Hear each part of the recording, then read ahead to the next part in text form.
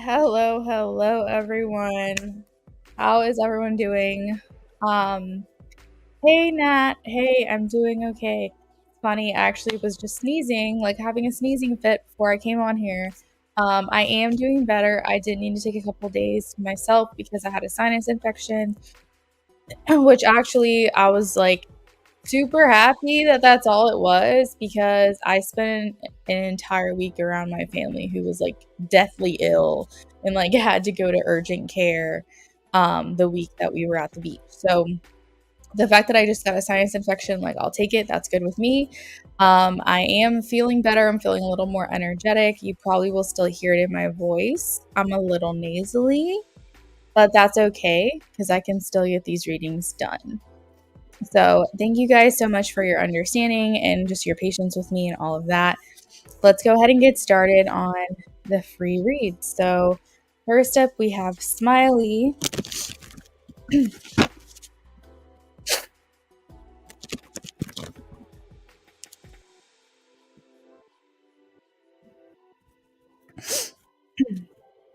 All right, will me and Jeremy be long term? Whoa, Smiley. Girl, I'm getting a yes. Not only that, but I'm getting the Queen and King of Pentacles. I usually only pull one card for yes no readings, and two cards fell out, and they are a perfect match for each other. The King and Queen of Pentacles. So, this is a very practical connection. This is a very compatible connection. This is like husband wife kind of thing, which is very crazy to come out for a yes no reading, but I guess it's a message you needed to hear. Like, what are the odds that that would happen? Sisters.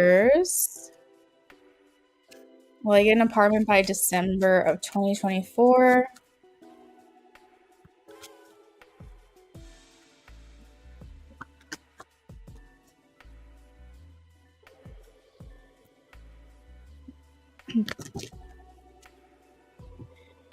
Okay, so sisters, this is a challenge for you to make this happen. It's not impossible, but it's still up in the air. I have the Two of Pentacles and the Nine of Wands.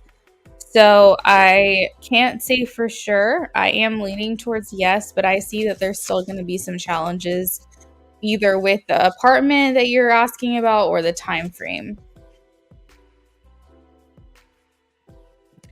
Hey, Jazz.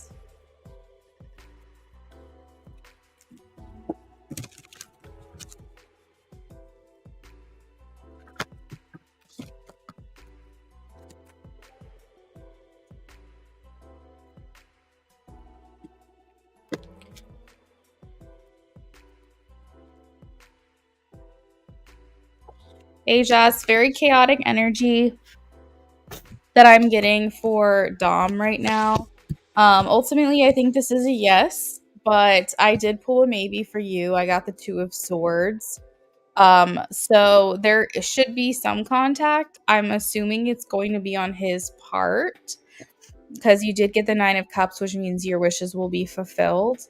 The only thing that makes me wonder how this contact will happen is because the Two of Swords talk about a stalemate. So his energy is kind of all over the place right now, and it indicates that he's kind of taking a back seat right now on any decisions that he's making. So I think in the end you'll be happy, or you'll get what you want, or there will be contact. I just am not confident like in full to this answer. Like I'm not sure if it's going to be soon, or if it is soon, it might be because you reached out, something like that. But there will be contact. I can at least see that.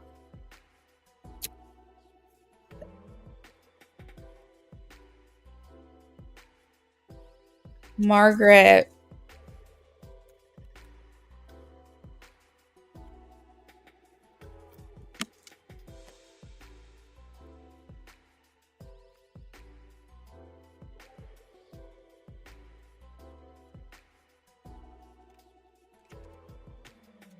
Margaret, I have the Three of Swords, so that's a no for me. There is some disappointment surrounding this question.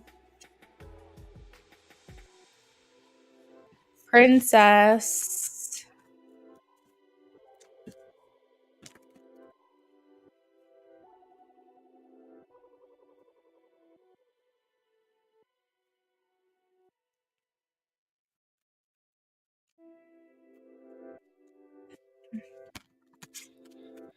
Princess, I'm getting a yes, Ace of Swords, and Three of Wands. There will be probably some communication from this person, probably to maybe like get to know you, see if there's any common interests or if there's a future here. Antonio.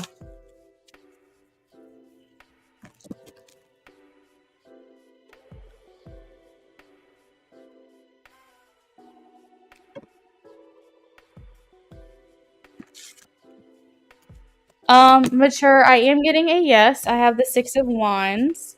Um, I do feel like this person still has feelings for you, and I feel like this is something though they're gonna kind of keep down a little bit to themselves because I have the moon here as well. So I feel like this is not a declaration that Antonio is going to make to you, but there are still residual feelings, even if it's in his subconscious mind. He still is in love with you.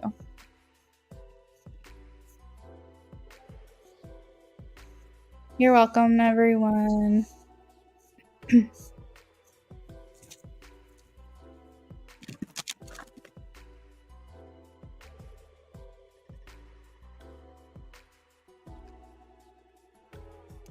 Nat, I am getting a yes. I have the Page of Wands for you. So if this is something that you want, this is good news in that. I also feel like this type of person's kind of like passionate, and you might hear from them soon. I have the Eight of Wands, so you might hear from them sooner than you expect. Nisha. At least Nat, I will say the energy is clear if you want something with this person.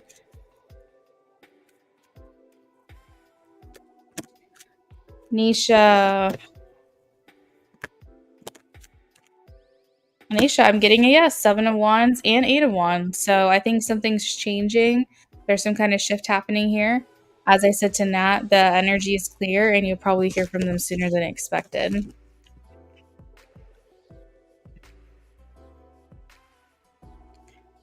Hi, Margaret.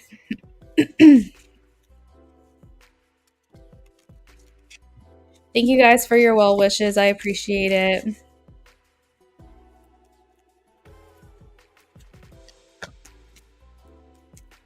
Amy, I just saw the Six of Cups for you. It didn't come out of the deck, but yeah, he's around. Eight of Wands, guys. I swear I'm shuffling these cards. That is Eight of Wands 3 times in a row. I'm shuffling them in between each person. So yeah, I am getting that, Amy. I think he's like trying to be like a stoic, quiet, like silent energy around you. But maybe trying to help you like be strong and with the the Six of Cups is at the bottom of the deck. As I say, the Six of Cups is what I saw when I was shuffling, and here it is again. So yeah, I think that he comes and goes, but he is hanging out.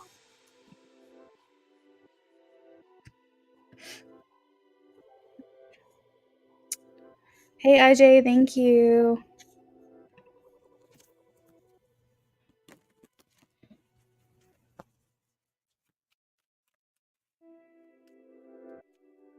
Daisha, let's see. Daisha, is this the person for Daisha? Is this the one? I am getting a yes. I have the Sun and the Judgment card. So this is a card of a lot of healing. Maybe this is how you heal through this person. I think a lot of fun, bubbly, adventures, good times with this person are up ahead here. Maybe even have kids with them.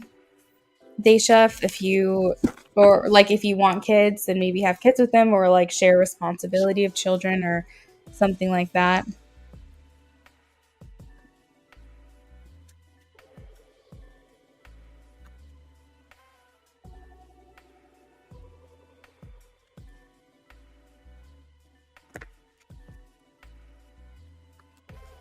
Ari, I am getting a yes. I have the Six of Wands and I also have the Queen of Swords. So I guess I'm assuming it's your mom that's the Queen of Swords here.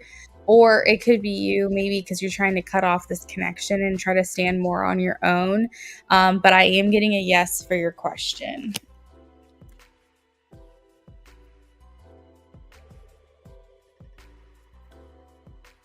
The Six of Wands, Ari, also indicates that you may have some support here outside of your mom. So, obviously you need to take care of yourself first and foremost, but don't be surprised if there's other people that try to come to your aid. Lisa.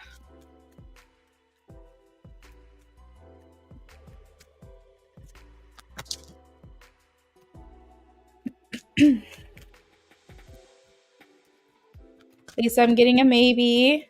Which way is it leaning? It's leaning towards a yes. What is this good news about? I'm getting success, achievement, accomplishment, maybe even plans to travel, something about expanding your life or starting the next chapter. Lisa, I'm hearing from Spirit to keep your plans private, okay? Lisa, whatever your goals are, whatever you're manifesting, whatever you're doing, keep it private. Do not tell other people about it because you may allow other people to influence your energy and you do not want to do that. You want to be like lay low, do things low key, do not tell anyone, keep your plans private. Eventually people will see what you're up to, see what you're doing when these things start to become tangible, but don't let other people influence your decisions because for whatever reason, Spirit is saying to keep these private. Hey, Golden Moment, welcome in. Thank you guys. Thank you. I am just going to breeze through these last couple of yes, no's. Hey, SB, thank you so much. I won't be able to go into as much detail as I have been doing. You're welcome, Nisha. Because I want to answer everyone's questions, but time is almost up. So I'm going to get through these pretty quickly. Give me a second. Everyone, if you're typing anything to me that's not a question, give me a second to take care of these questions real quick, and then I can get back to you. All right. Free list closed, everyone. I'm working on the last couple of readings now. I am getting a no, Scorpio. It may have to do with the timing in your question, okay? Golden moment. I have a no, 10 of Wands, golden moment. Mary. I'm getting a no, Mary. This is the Four of Swords. Sienna. I'm getting a no. Gosh, a lot of no's, guys. Sorry. Sienna, I'm getting a no. Five of Swords.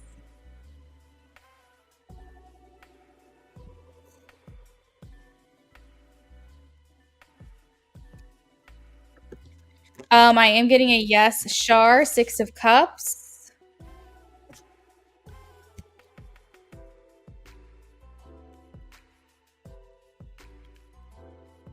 I'm getting a yes, Unfazed. You're doing well at taking care of this. You have the Magician.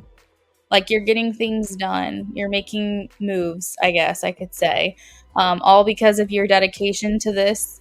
Your hard work is paying off. Unfazed. I am getting a yes.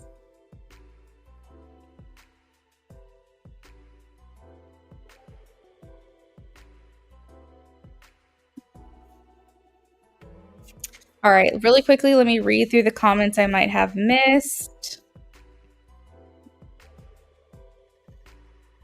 Thank you again, guys, for your well wishes in terms of like me not feeling too good lately. I appreciate it. I'm on the mend. We're on the up and up now. You're welcome, everyone. If you thanked me for your reading, you're very welcome. Amy, I'm sorry. It's like something's going around, man. Something's going around. SB, I got your donation, so I'll add you to the list here in a second. Nisha said I deleted that question. Nisha, I'm sorry, friend. I don't go off of the YouTube chat. I go off of the StreamYard chat. So if you post it, I'm going to see it. So just make sure you guys know for sure that's the question you want answered before you post it in the chat, because there's a chance I'll not see that you deleted it. But you're welcome, Nisha. All right. Let's move on. Did I miss anyone? I'm fine with him just watching over, and that's okay. I appreciate it. You're welcome, Amy. And him protecting you. Yes, that is definite protection energy with the strength card for sure. And guiding. Yes, ma'am. All right. Ari says I'm trying to move out. I'm not surprised. I got a yes. I'm sorry, Ari. I'm not laughing at you. It's just like a really shitty situation that you're in, and I'm really sorry about it. Wonder where you can find the support. I'm not sure. It might just kind of come out of nowhere, Ari. You might have some more support than you think. Exactly, friend. And sometimes support doesn't, it can mean literal support, Ari, and can also just mean like spiritual support. Maybe they're going to like green light a lot of stuff for you to make your life easier. You know what I mean? You're welcome, Lisa.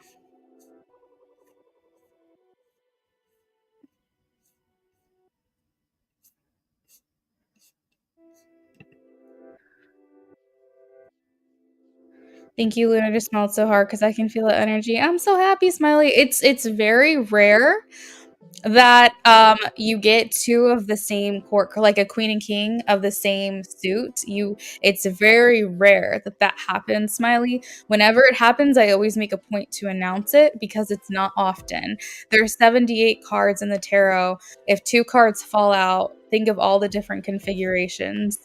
um like, what could that be? I don't know. I don't do math, but I'm sure it's a lot. And the fact that I was pulling for one card and two cards fell out of the deck, not to mention that they're the perfect match and very compatible. Like, that's just crazy. You're welcome, Sienna.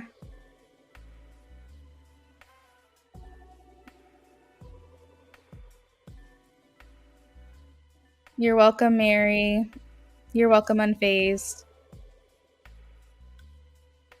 Yeah, you're welcome, everyone. All right, friends, let's go ahead and get started on the donations. Just to reiterate, the free list is closed now, but I'm working on donations, so we're going to update that list here in a second. Philomena donated a while ago, but I don't know if she's in the room. So, Philomena, if you're here, can you please check in with me and let me know? I might have to send her a message.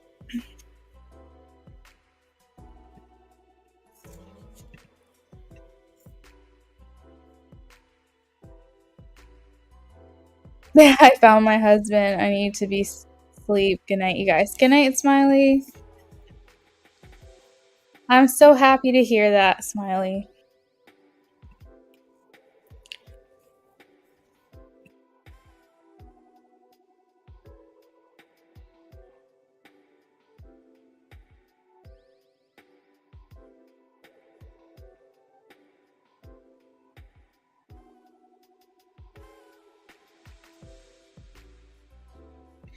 All right, Philomena. So I have you down for a in-depth reading. So let's pull some cards for you.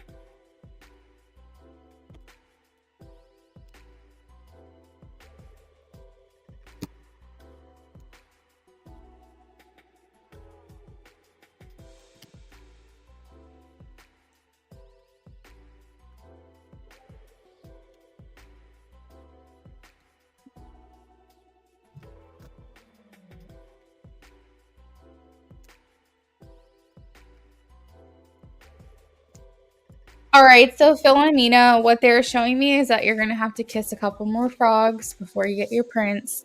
And that's just an expression. I don't mean a literal frog and prince, but I am just getting that there's like a couple more things that are coming your way that you're gonna have to dodge. So, for instance, I have a Knight of Swords here. So this person will probably be like a really good talker, good at communication, really make their intentions very clear with you at first. Like you might feel, oh my God, this is like this guy, like this is the complete opposite of the energy that I'm used to.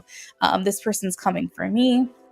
This person's wanting my attention, which is nice. It's a nice switch up for you, Philomena. I also feel like, though, there's going to be some things that aren't quite checking the boxes. So just know that there's like a couple more situationships you're going to have to go through. And I know that this doesn't sound good, but what is good about this is that as soon as you get that alert in your head, as soon as you're like, oh, this isn't quite measuring up to what I want, you can cut that shit off early. You do not have to endure in the relationship.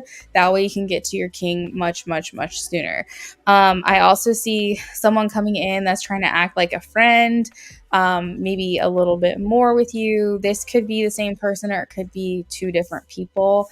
But I feel like you have a couple more dates to go through, a couple more people, a couple more crushes, etc., before you're going to really find that person that you want to settle down with.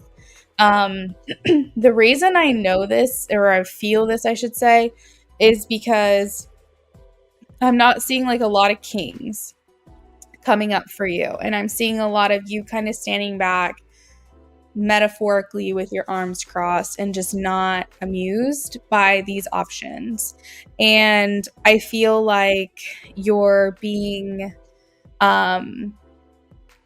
what is the word? You're being observant. That's the word. You're being observant of what these people are doing and how they're showing up and how they're moving in your life. And they're just not quite measuring up. So I do have a king here for you. He's far off in the distance, but he is here. And they are saying that there's going to be, this person's going to come in like when you feel like you're kind of shifting in your life. So there's some type of change that's going to happen, a move, a change in career, or a change in a location where you work. Maybe it's the same company, but it's a location change or a change in your job itself, or maybe, I don't know, whatever like thing can happen, almost like a life-changing event that causes you to feel like a whole new chapter is starting for you. Maybe it's the start of a new project or start of a business idea, or like it can just be a lot of different things. Or on the like sadder side of that, it could be like the loss of something, of a pet, a family member, or something like that. But basically, what Spirit is saying is that there's a big change that you'll undergo where you kind of feel like things are closing out. You are like on the other side of healed from a lot of things. You feel like a new chapter is starting for you, and that is when this person is going to show up. So that's really the only warning sign. I try to pull some cards to get like timing, but they're not showing me that. They're specifically showing me that this person comes after like a time in your life where things really feel like they're changing. So that could be next month, that could be the beginning of the year, next year, that could be a year from now. I'm not quite sure. But just know that like if you feel like a big sudden shift in your life, if you feel like you're really starting a new season or a new chapter, it like feels big. Like that's what it's going to feel like, that this person's just around the corner. Let me see. Is there anything else? Yeah, they're just saying this person's going to come in when things really just start opening up for you in your life. You're just going to feel clear. You're not going to feel stuck. You might actually not even be worried about your love life when this happens, because I know a lot of times when people just kind of give up on relationships, like really, truly, or just like, I'm not interested at this point. Whatever happens will happen. And like, I'm not too worried about it. Boom. That's usually when that person's right around the corner. So, It's just, to me, it feels very open when this person comes in for you. And the king energy is important to note because that means this person's going to pretty much check every box of yours. They're going to come in like emotionally mature, very intelligent. They've got their life put together. They're meeting you at a place where you feel like you guys are on the same page, in the same place in life, looking for the same things, that sort of thing. All right, Philomena.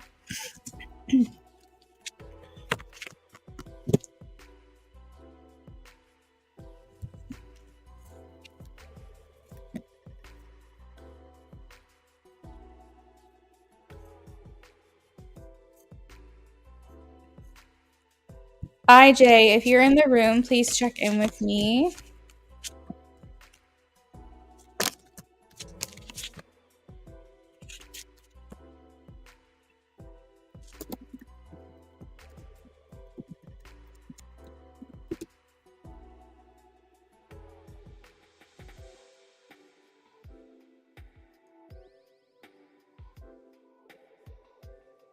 Hey, friend.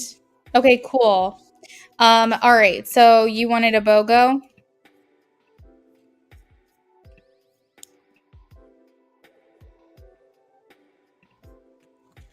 First, BOGO, how's not feeling about our recent communication? We have been talking more as of Sunday and Monday. Ooh, I like that.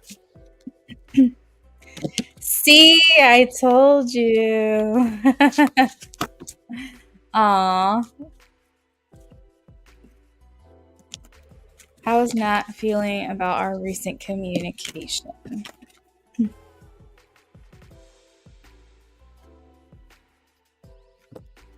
How's not feeling about our recent communication?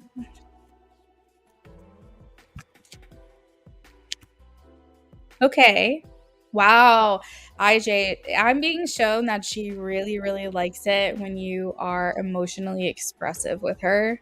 Because like I have the Knight of Cups, and that's like emotional expression. It's like wearing your heart on your sleeve. And yeah, IJ, you may not like put it all out there, but like what you're putting out there, she's enjoying very much. So I think that when you get a little bit personal, a little with her, and intimate, I mean, like where she feels like she's the only one that you're giving these compliments to, and she can see what you're saying to her and feel a little bit closer to you. That's what I mean. She really, really likes that. She feels like this affection that you're sending her way, and it's making her feel really good, partly because it's always nice to hear good things about yourself. It's nice to feel appealing to other people, but I think also specifically it's because it's coming from you. Now, I think from her side of things, she might be coming off like a little shy. I think she might tell you things because she wants to be straightforward with you. She wants to be honest, and she wants you to know that, like this made an impact on her. What you said to her mattered. I also feel like, though, she's the kind of girl who likes to play a little hard to get. I can kind of tell right now with this energy is that she's kind of like giving you a little, but then she's dialing it back, giving you a little, dialing it back. Maybe you like this from her. Maybe you like that she doesn't fully put herself out there. You like that mystery that she leaves, as she walks away. But I definitely feel like her kind of trying to break down a little bit more, trying to knock another wand down, so to speak, and like let you in a little bit more. But again, it's like not fully. And I know you know what I'm talking about. Um, you like the mystery. It's like always leaving you wanting more is the vibe I feel. She's really good at that. She's really good at leaving you wanting more. She gets a lot of enjoyment out of your conversation, out of communicating with you. It's kind of like a little oasis or a little like retreat, a little spa moment for her where she feels like relaxed and she kind of feels like she can just like indulge in the conversation with you. I think she thoroughly enjoys that. And again, I'm picking up on the energy of her like taking that with her. You know what I mean? So she like kind of lives on that high energy that you're providing to her. And she kind of like lets that get her through her week until she talks to you again, or the next time she talks to you. So like she takes that like beautiful energy you guys create when you communicate, and then she like ruminates on it, you know, like she slowly digests it and she holds on to it until the next encounter. So um something I'm kind of hearing, I don't know if this is from her or what. Whoa, I just got a little dizzy. I feel like she's telling me you said something else to her today, like you gave her another compliment. You were like, "Oh, here's a window. I can say something else nice to her because we're actually communicating. Like I'm just getting another compliment or something like that for some reason." She puts it in a lockbox and takes it with her. But yeah, like she's just like he's always with the compliments. Like that's the energy that I'm getting from her. Let's see. Anything else? Woo, Empress energy. Okay. So, IJ, you really know how to make her feel like a woman, make her feel like a goddess, make her feel like she's like the only thing that you have eyes for. And I think honestly, you did give another compliment. Yeah, because as he's just like he's with the compliments. But yeah, so like you have this way about you where it's like she can really sense authentically and sincerely that you're like coming for her and her alone. Like she doesn't feel like the attention that you give to her, you give to other people. Now, she might jokingly like say, "Oh yeah, you tell all the girls this." She might have that kind of humor about her. But I think deep down, I think she knows that you're being sincere, that you really only give this energy to her specifically. Um, but yeah, she might start making jokes. Oh, that's wild when you said he's always with the compliments. That was her exact infection, the way she pronounces some things. That's crazy because I actually wasn't fully thinking when I said that. I just was blurting something out. So that's kind of crazy. Um, So that was her exact inflection, the way she pronounced some things. Yeah, like 100%. That's I definitely feel like I was channeling her for sure. Because sometimes I notice when I just say things and I'm not actually thinking, it's like spirit coming through or something. I don't really know how that works, but yeah. So shoot, I forgot what I was saying. I got distracted. Oh yeah. So I think at some point she might even like make a joke like that and be like, "Oh, you tell it to all the girls probably, you know." But she might just be looking for a little reassurance when she does that. I don't think deep down she really thinks that you're like talking to all these other people or anything like that.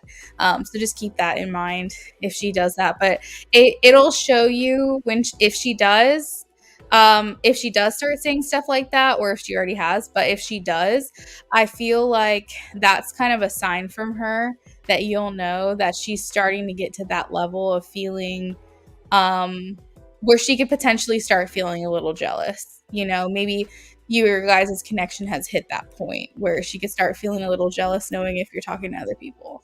Um oh yeah, there's some things I can only give to her. I'm friendly, but I keep things above board. Yeah, 100%.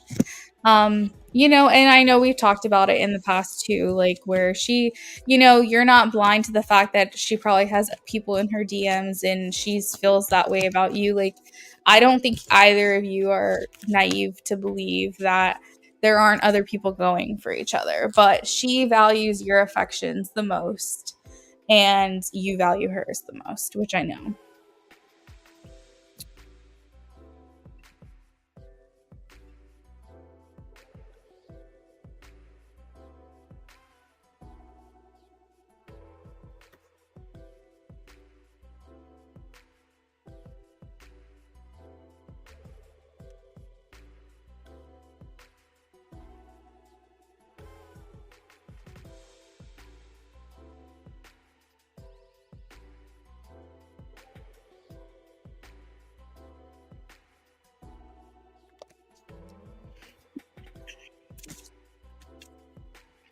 The spirit think you need to know. Okay, let's see.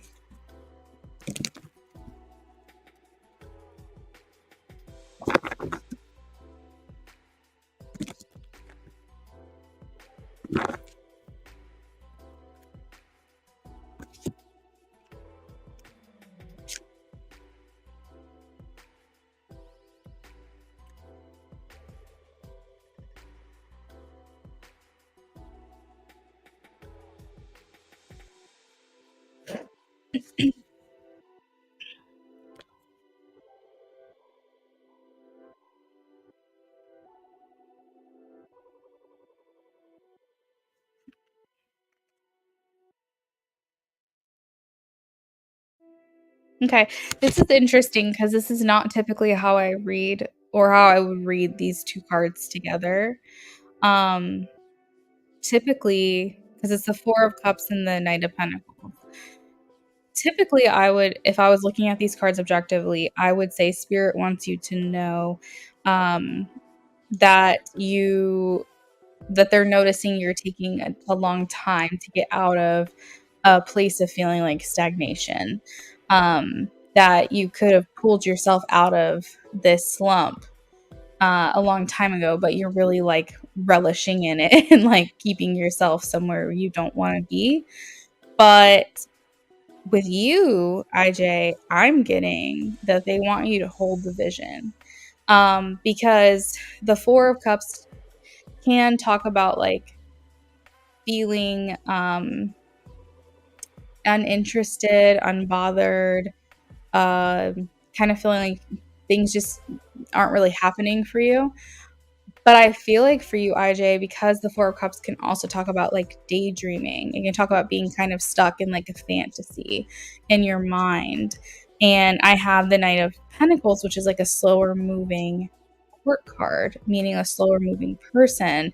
It's almost like giving me the feeling that Spirit wants you to know to hold that vision, to hold that daydream or that fantasy, to take your time with this and like not let it go, not let it pass you by. Allow for that to really marinate. You know, the longer we let things marinate, the better it is. If we're talking about food, you know, or even just like an idea, the longer you sit on it, ruminate on it, like really think about it, the more inspiration comes, the more you can really take the guided steps. And just like food, if you marinate something, the longer you marinate it, the better it is. The longer you cook it, the better it is.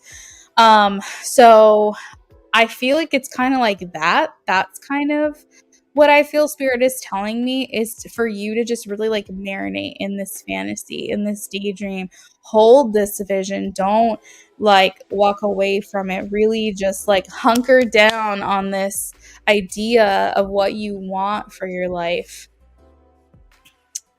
I felt like that in the past. I feel like I'm getting to where I want to be, but if I didn't do some things in the past, I would be there faster. Oh, that's interesting. Okay. I'm glad that that message resonated with you then.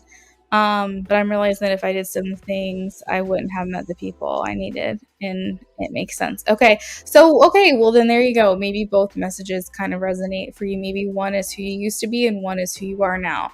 But I feel like Spirit is saying, you know, really like don't give up on it. Get really specific about what it is that you want. You know, we don't want you dipping into like a psychosis, obviously, but you know, I heard this expression the other day where it's like, you know, dreams, not like sleeping dreams, but like a goal that you have, or a desire. Dreams are a memory of your higher self or your future self. So basically, the reason you have dreams, desires, goals, the reason that you have things on your heart that you want to do or want to achieve or a place you want to be is because you already have it. And I know that I've said that before, but sometimes hearing it a different way. Yes, Amy Delulu is the Salulu. And I feel like this way that I heard it, basically saying that your dreams and goals and desires are just a memory of your future self, meaning that what you're currently experiencing in the dreams that you already have it because your future self is thinking about it as like it's the past. So I don't know, maybe that'll sit with you in some way, but I just really liked the way that that sounded because it just made me feel like, okay, yeah, I'm on the right path. I'm on the right track. If I'm desiring it, I'm on the right, you know, road to getting to it. But yeah, so that's kind of funny, Amy, but honestly, you can literally delulu yourself all the way into manifesting the life that you want. I'm not even kidding. You can literally just think, I mean, I've done it. I've done it a million times. Like, I am the dreamer of my life and I'm the dreamer of my relationship. And it's like, if you can dream it, it can happen. And obviously, it's not always going to happen exactly the way that you think it's going to, but it can get pretty damn close. So, Mythbusters once put, I reject your reality and substitute with my own. That's absolutely true. 100%. So, the only restrictions you have are the limits that you put on yourself, right? And the way that you're thinking. Is all I heard when you said that. I love that. I love that expression. So spirit is basically saying, hold on to that vision, marinate in it, think about it. Like, how do you want it to change? I actually saw something the other day too, which is kind of crazy. IJ, if you want me to send it to you, I will. But this girl is basically using AI to manifest her dream life. Okay. She is basically describing to AI what she wants her life to look like and using AI to generate the action steps that can get her to that life, which is crazy that we're in a place where we can do that now. But she's saying, this is the life that I want. How do I get there? And AI is literally telling her what to do. Obviously, you'd have to modify that to your own, like, specific design, but it's still a pretty cool concept in my opinion. So yeah, IJ, they really want you to dig into your spiritual transformations. Like, they want you to get closer to learning about your history, your ancestors, your spiritual team. You don't have to be like me where you use tools of divination unless you feel called to do that. But basically get in touch with whatever feels natural to you, getting in touch and digging in deeper into your spirituality is important. So if there's something you've been wanting to do, they want you to do that. If you feel God in nature, go in nature more. If you are being called to a specific church or a certain religion, or if you are like, oh yeah, cool, I fuck with tools of divination. Like, I've always thought to myself, I need to go grab an oracle deck or something, and use this as like your invitation to go do that, because I think they really want you to you just have like these natural innate abilities, you get me, IJ? And I feel like you can use them to your greater advantage, but you haven't quite taken that leap yet, and you haven't done that yet. And I feel like spirit's like, go do that. Go get that done. Cleansing, purging is also really important for you. So if there's like a project that you've been needing to get done, if there's a closet that's filling up that you need to like donate stuff to, if there's a new like look that you want to incorporate into your life, like, you can have all these things, but first we have to make room for it. So, and that can also be like a mental purge, it can be a way of thinking to yourself, like, what's taking hold of me and what do I need to work through and how do I do that? You said, as you mentioned AI, someone once told me that she actually may use AI to hear things that she would want me to say to her. Are you serious? That makes sense. I've been learning more about different things. That's so cool. I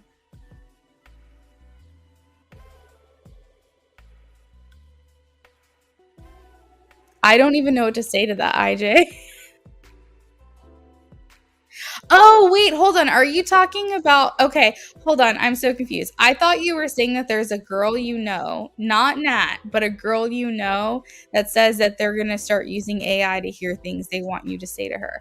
I didn't realize that you're saying someone else is saying that your girl may start using it. Okay. Sorry, that was a little confusing for me at first. So, I mean, yeah, take all of that however which you will. But I think that it's important to get real specific about what it is that you want. And I plan on doing that same thing. I want to create this life for myself, and I want to get inspired, and I am inspired, but I want to like take better steps to getting there.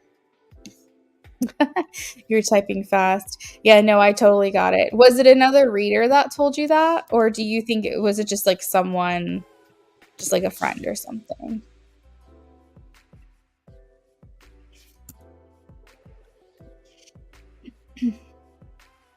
That's actually kind of crazy though.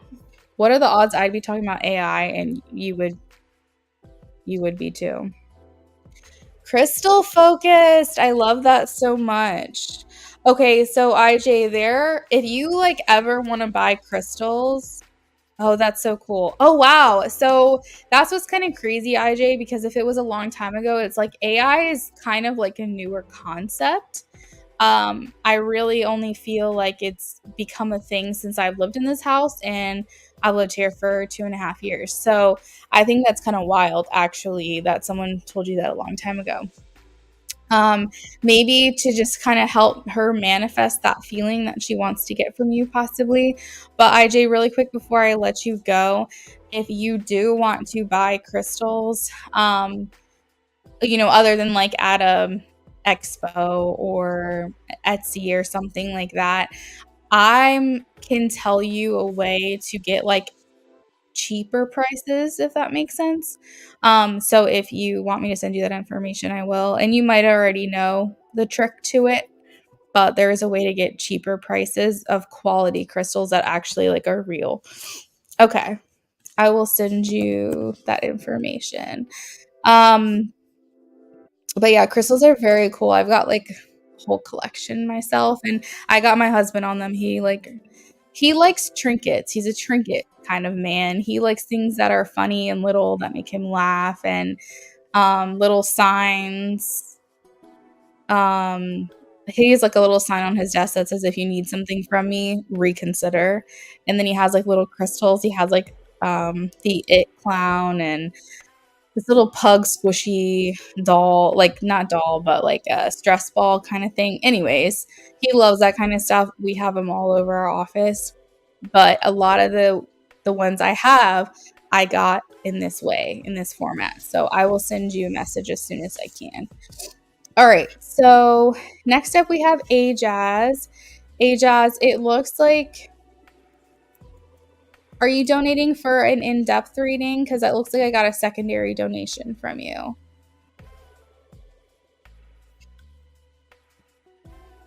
Okay, perfect. Got it, got it.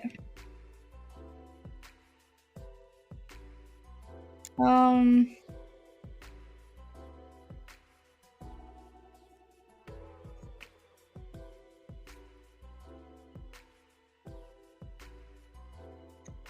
so Ajaz, there was something that you typed a little bit ago, but I think it got cut off. Okay. Met a Leo Dom last weekend. She is phenomenal. Oh, phenomenal. That's such a good word. IJ, please stay safe, okay? Take care of yourself. I'm not exactly sure where you're located, but stay safe, please. Okay. Met a Leo Dom last weekend. She's phenomenal. Ended up kissing. Felt the connection as soon as it happened. What does spirit need me to know about this potentially being my person? Oh, that's so sweet. All right, let me see here.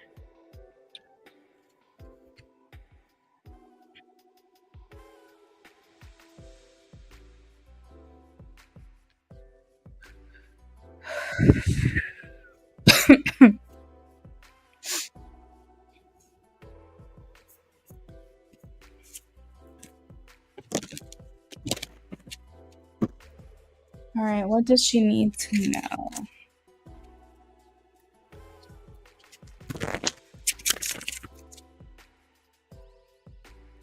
Told me I was going to someone last week. Did I really? Oh my gosh, that's so crazy.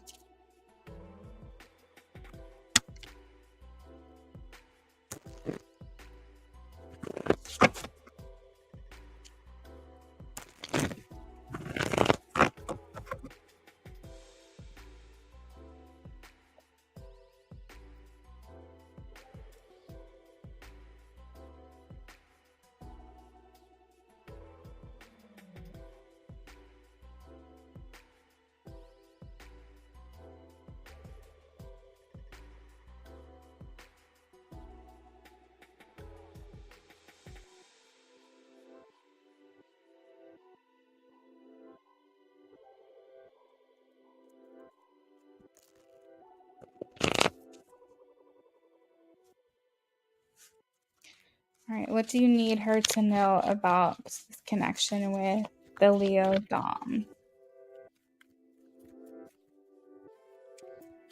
What do you need to know? Hi, Olga. Welcome in. All of my free list options are closed for the night, but donations are open if you'd like to donate.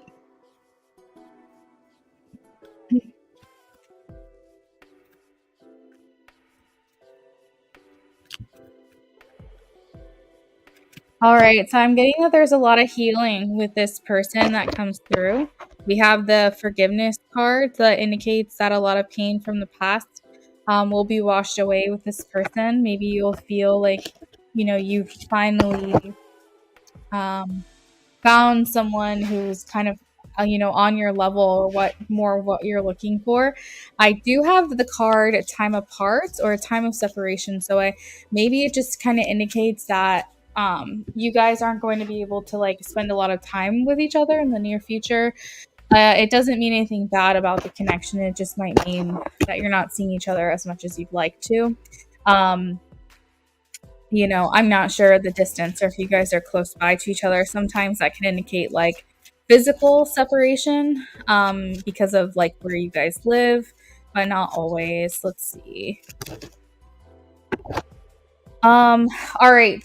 And that might be really hard for you because I am getting that you're like the love language of your relationship is quality time, which I've never heard. I've always heard of like individualized love languages, depending on the person, but I've never heard of relationships love language before, like your connection specifically, but spirit made me say it like that, so maybe that's a thing. But yeah, quality time. So maybe like not being able to see each other, be around each other, feel that energy physically from one another, will be hard because maybe you're aching to be around one another, really desiring to be the witness to each other's lives and like be there, be present, be around one another. I am getting twin flame union. Now, everyone knows my feelings on twin flames, soulmates, all that stuff. So, take that if it resonates for you. But it does indicate that this is a connection of heart, body, mind, and soul.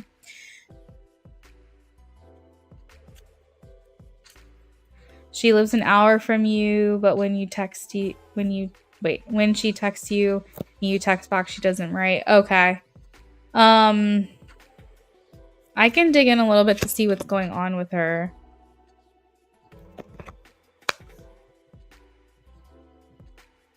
I am getting the natural evolution card. Spirit saying let the situation evolve naturally. So it's okay if she's not writing back immediately. Maybe that's just her process.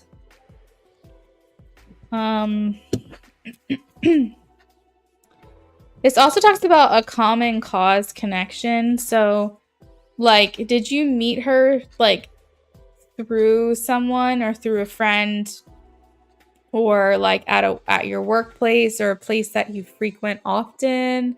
Because it's indicating like you would have met this person through like a commonality, like a place that you've been to before. Oh, you have a mutual friend. Okay, got it. Yeah, as I was gonna say, there's something like common between the two of you and how you've met. And it's like a common cause. Okay, perfect. So I think that was like the first thing that I thought of. All right, cool. All right, she's not messaging back. What's going on here? She's not messaging back. Okay, they are talking about how she's very sensitive and thoughtful, loving, kind, but she's introverted. Okay, I'm getting Page of Cups and High Priestess energy. You might be the higher energy of her, or maybe if she's under the influence of something, she might loosen up a little bit more. But they're saying at heart she's more introverted, more sensitive, more intuitive. I have the Page of Cups and the High Priestess, so maybe she's just trying to do things at a pace that feels comfortable to her, maybe. Let's see. I think potentially she wants to get to know you here on like a deeper level.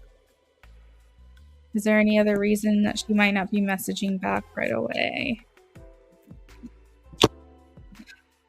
Hmm. I'm not getting any other reason as to why she might not be messaging back right away. Of course, there could be like daily practical things that might be taking up her time, but I don't think there's a particular reason. She just might be a slower mover. I don't know. Let's see. Anything else? Yeah. There's a bit of stagnancy here, so that time apart card is kind of making sense. Um, when will they reconnect? When will they reconnect? Please show me timing. Yeah, I think she's trying to make an effort, Jazz. Honestly, she might tell you something like kissing when I first meet someone is like not typically something that I do. And it's very possible that maybe things might have been moving even faster than what she's used to. So, she could have been swept up in the moment like you were. When will she hear from her? All right, so you have the Nine of Wands. So the wands are really fast moving. Eight of Wands is like the fastest moving card, and you have the Nine of Wands. I would say it's not as fast as Swords, but it's still really freaking fast. So I think you're gonna hear from her very, very soon. Um, let me see. Nine of Wands, it could be within the next 9 days, would be my guess. Now that might seem like a very long time, but it's like basically swords can be hours to days, wands is days to weeks. Um, Cups is weeks to months, and Pentacles is months to years. That's just how I do tarot timing. I know. But it's within 9 days, okay? It's not after 9 days. It's within 9 days. So relatively soon, even though that seems like a long time to go from hearing from her, I don't think it's going to take that long. I really, really don't. I think that it can be faster than that. Especially because it's the card that comes right after the fastest moving card in the deck. So I don't want you to get too hung up on over a week. I think just know that you're going to hear from her in the near future. Hey, I speak. How are you? How's it going where you're at? Anything else Ajaz needs to know about this connection? What's advice on how she should handle this connection? What's the advice?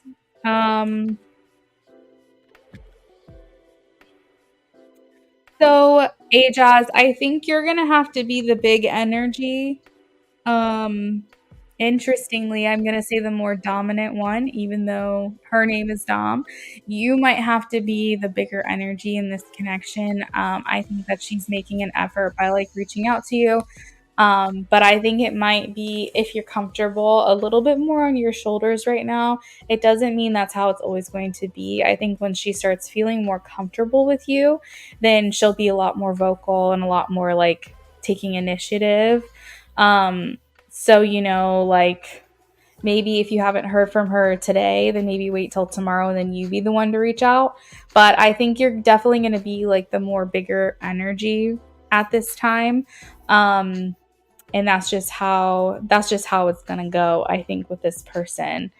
I think, because I know you guys live an hour apart, but I think maybe asking her when she's free, if you haven't already, like when's the next opening in her schedule, would probably be like a really good way to word it, because it's not a lot of pressure. It's just more like, hey, like when's the next time you think you'll be free?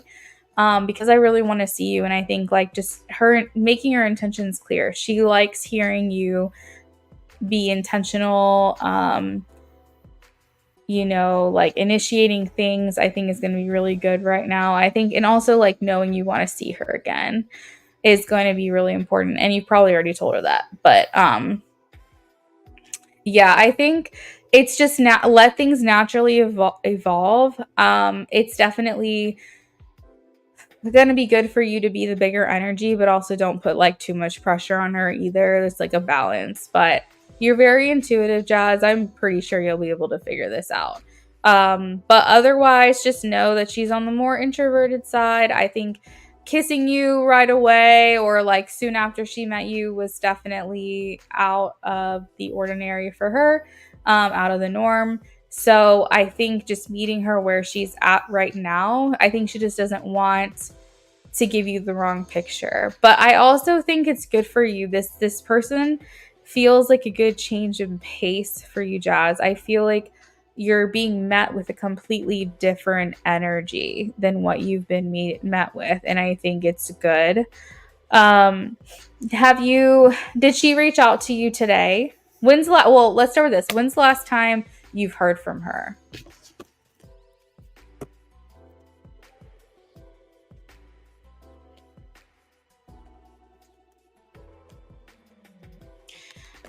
I'm doing better tonight, relaxing. The hurricane isn't affecting me since I'm on the east coast of Florida. Thank God. Yeah, you're not in the panhandle is what they call it, I guess. Just so happy. I'm sure you have like a lot of rain and stuff though, right? I can't imagine that that's completely missed you. You heard from her yesterday. Okay. So this is what I would do. I would reach out to her tomorrow. Because it's probably nighttime where you're at, I'm assuming. So wait until tomorrow and just send a message, like something as simple as like, I was wondering when the next opening in your schedule was, or like when's the next time you'll be free. And just see what she says, because I think it's going to be a good opener. I think sending her a question is going to be a good way for her to feel like she needs to respond to you. And maybe you guys can initiate some type of, like in-person something. But Jazz, keep in mind that earlier in this reading, I said quality time is the love language of your relationship. Okay. So she might not be a very good, effective communicator at a distance. And in order to feel like she's getting to know you, it might have to be in person. I did mention that. So whatever it is that you can do to, I guess, foster a connection in person as often as possible is definitely going to work in your favor. Is there anything else that I'm getting? No, I think that was it. She's horrible with communication. And I don't want you to get the wrong idea that she's not interested because she's not communicating with you effectively, because I don't think that is the case. I think she is interested. She just not an effective communicator, and that's fine. Everyone's different. Every single person is different. I'm amazing. I'm an amazing texter. I'm an amazing, like, leaving it voice clips. I'm an amazing emailer. I'm an amazing, like, person to communicate with in person, over the phone. Like, I'm just good at communication. That would be because my natural placement Gemini is in the 3rd house and I have a stellium there. So I literally am communication. But like, for instance, my husband, he's an amazing texter. He's amazing at texting. Like, that's actually how we like got along so well, because he would be like, send me paragraphs. He would like respond to every single thing that I said. He was so attention to detail. But get that man to speak in person, let alone over the phone, and he's like, no words. He has nothing to say. So much easier for him to communicate via technology, to like hide behind the cell phone. And I've been married to this man for a year and we've been together for almost 9. So everyone is different, and it does not mean that she's not interested. I want to be clear about that, because everyone is different. Okay?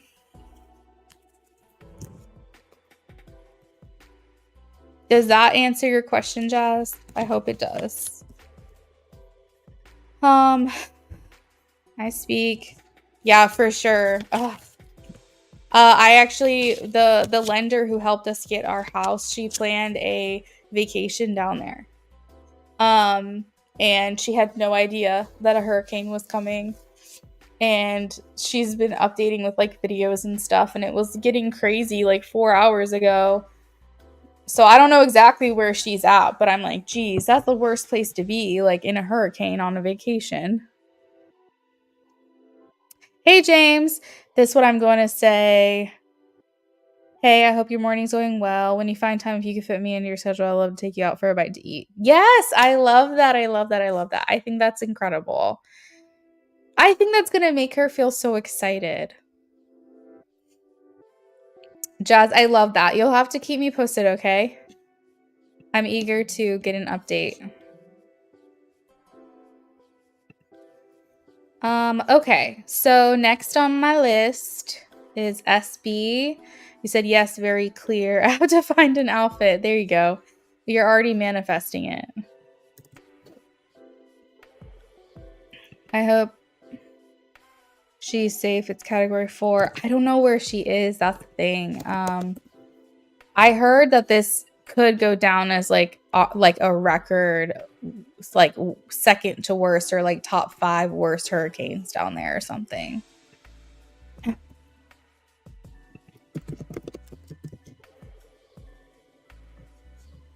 Yes, I promise to keep you posted. Thank you. You're welcome. Have a good night, Jazz. It was good seeing you. Let me see if I can figure it out.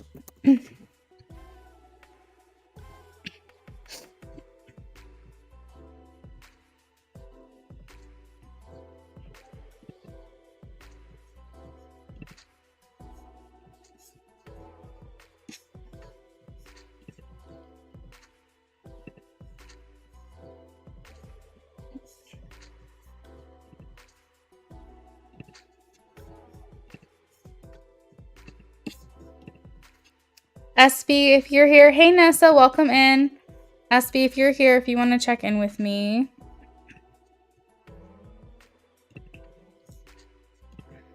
Where she's at, she says there's flooding.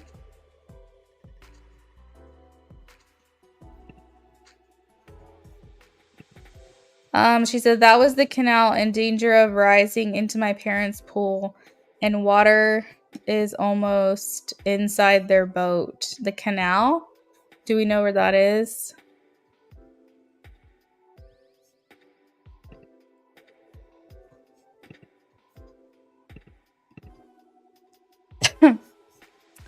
Front Street flooding continues to rise, surrounded by water. Jeez, this is crazy.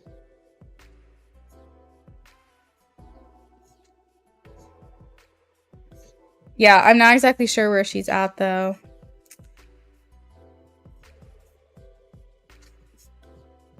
SB, if you're in here, please check in.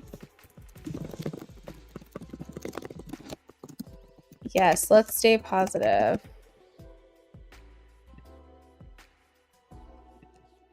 It's just what I was hearing, so I was like, oh shit.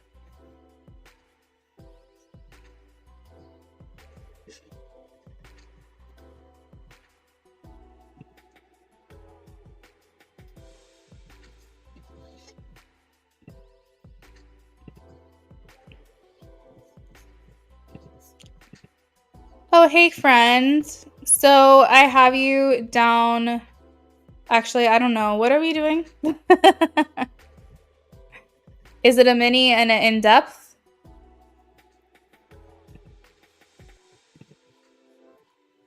James, you will be after SB, okay?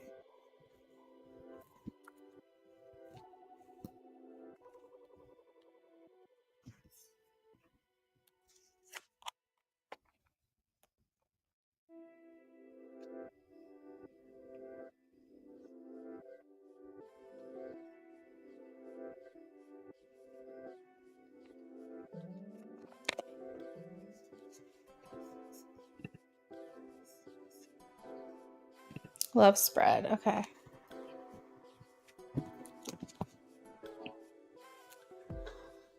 Oh, girl.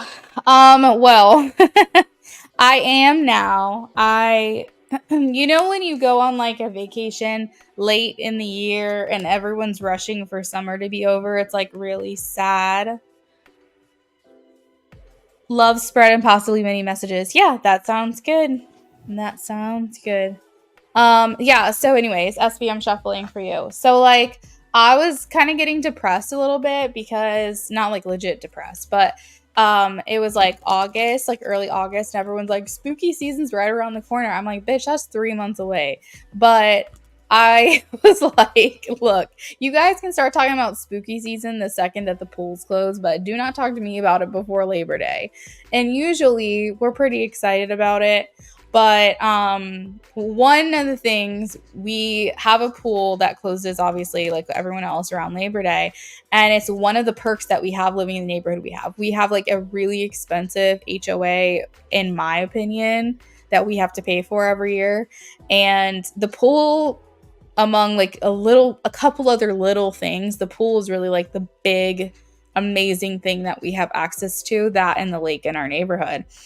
And so like the pool, like everyone rushing for summer to be over, and I'm like, dude, don't do that. We only get 3 months of this pool and we pay a hell of a lot of money for it. So I want to enjoy it. But the main thing is, hey Rocky, yes, paid readings are available. If you want to check out the description, I've got my prices there. I also have the link tree in the pinned comment. But the other thing was, we were going on vacation really late this year. We went the second into the third week of September. And so everyone rushing summer was making me sad, because I was like, we still have like, right? I was like, we still have like the beach, and I want it to be nice. I want it to be warm, and I don't want to be like freezing in a bathing suit. But yes, now that we're back, we've had time to decompress. Brennan kind of he had football playing on TV, and I don't know, whenever I feel football season, I'm like, okay, I'm ready. I'm ready for this. It's something about the sound of it, it's just like that nostalgic. You're ready to crack open the windows and make some tea. So I was happy about it. Eventually, it took a while for me to get there, but I'm there now. I'm ready for it to start cooling down. I'm ready for to feel, because I always say how the fall is like my new year, my personal new year. I always feel like a new season is starting, like in life, every time it's fall. And I'm ready for no bugs. I'm ready for Halloween, trick-or-treating. We're gonna go to Spirit soon to see what they've got. I don't know, I'm excited for it. I am. I asked Brennan yesterday if he wanted to like do any Halloween decorations or anything. He said no, but Halloween's his favorite season. I guess he's just not a basic fall girl, and he doesn't really care to decorate. But he'll like want to watch a scary movie like every week. I know that. Thank you, Rocky. That's how you feel in the spring. That's your new year. I got you, girl. Okay, so you're going to be after James, Rocky. If you scroll up in the chat, a few minutes ago, I posted the list I have right now, so you'll be after James, okay?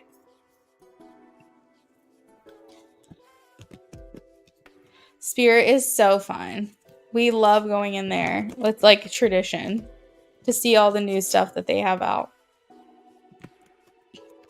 All right, love spread, Sag and SB. I probably will be watching Gilmore Girls again. It's like I watch it every year around fall. I don't know if I'm gonna get tired of it this year, because I literally feel like I just watched it. But we'll see. I actually just watched Parenthood. I finished Parenthood tonight. It's an older show, but it came out after Gilmore Girls, and it has the girl that plays Lorelai in it. Really feel good family show. And of course, I was bawling my eyes out, of course. But yeah, I don't know. I don't know if I'm able to do Gilmore Girls. I think I have to do that like every 2 years. But I don't know what else I can do to get myself into the fall season excitement. Is anybody watching The Secret Lives of Mormon Wives? That got really popular while we were at the beach, but I haven't watched it.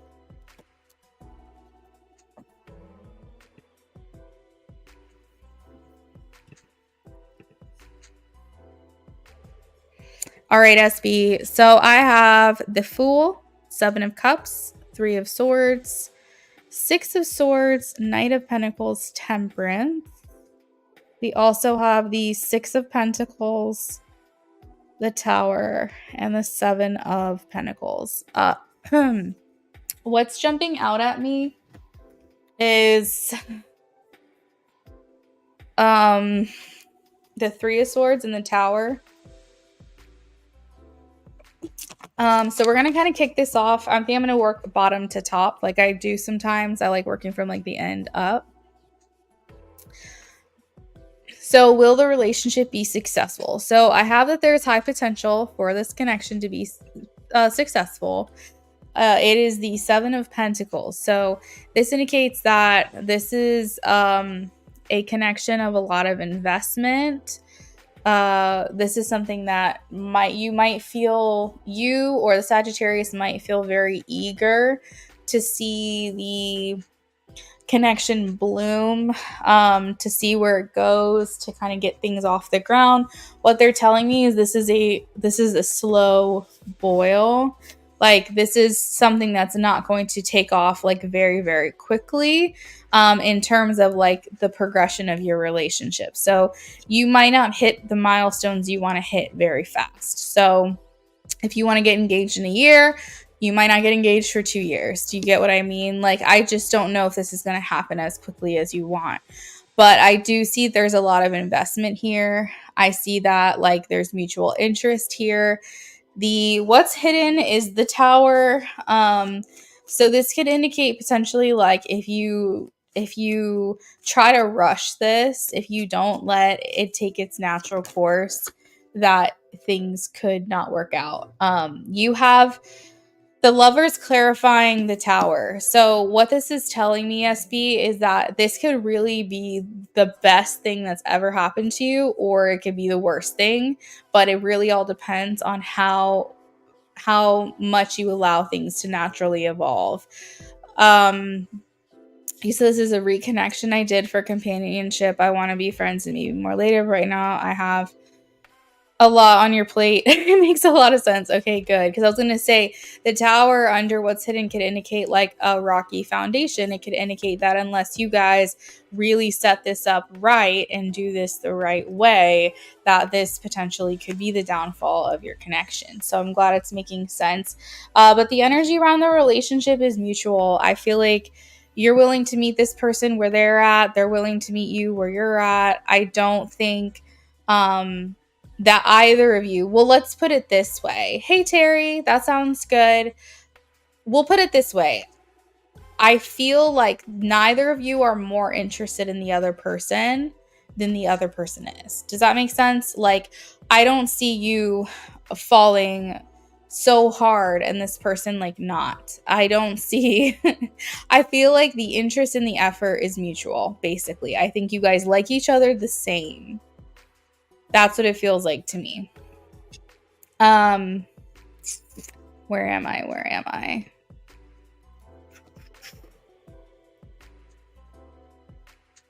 Okay, so what pulls you apart, what brings you together?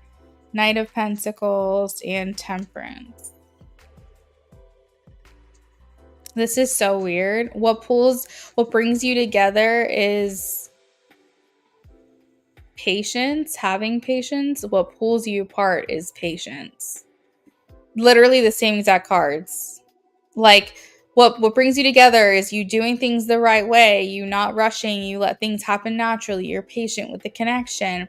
What pulls you apart is temperance, patience. So I'm like, how can something that pulls you together also pull you apart? This is one of those things where spirit likes to really like fuck with my head when I'm trying to tell you something. But what I can decipher from this is like you want things to naturally evolve, but you don't want to like take your foot so far off the gas and off the brake or on the brake that you guys don't end up anywhere at all. So what spirit is saying is there has to be some kind of balance here as well. Like you can't go full oh my God, full force with your foot on the pedal like a lead foot. And, that's not good because you'll crash and everything will blow up. But they're also saying you can't go at a snail's pace. You're not going to get anywhere. They're giving me a car analogy right now. So hopefully that makes sense to you. Balance is definitely important because you have to be showing interest in one another. If you're going so slow, and you're being so patient, there's nothing that can come of this. And if you go too fast, also same situation. So what you want, we have Three of Swords. What they want is the Six of Swords. I'm glad you think that was funny. Let's see.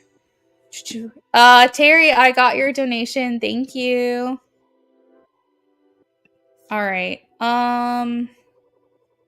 Where am I? Where am I? I think I'm gonna go ahead and close the donation list, guys. I'll do a last call real quick, but I think I'm going to close the list very soon. Just a heads up.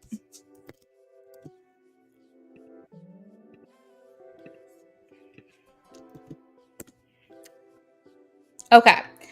So this is the part I'm a little confused about. So I'm going to pull a clarifying card because what you want being the Three of Swords, it does not sound correct.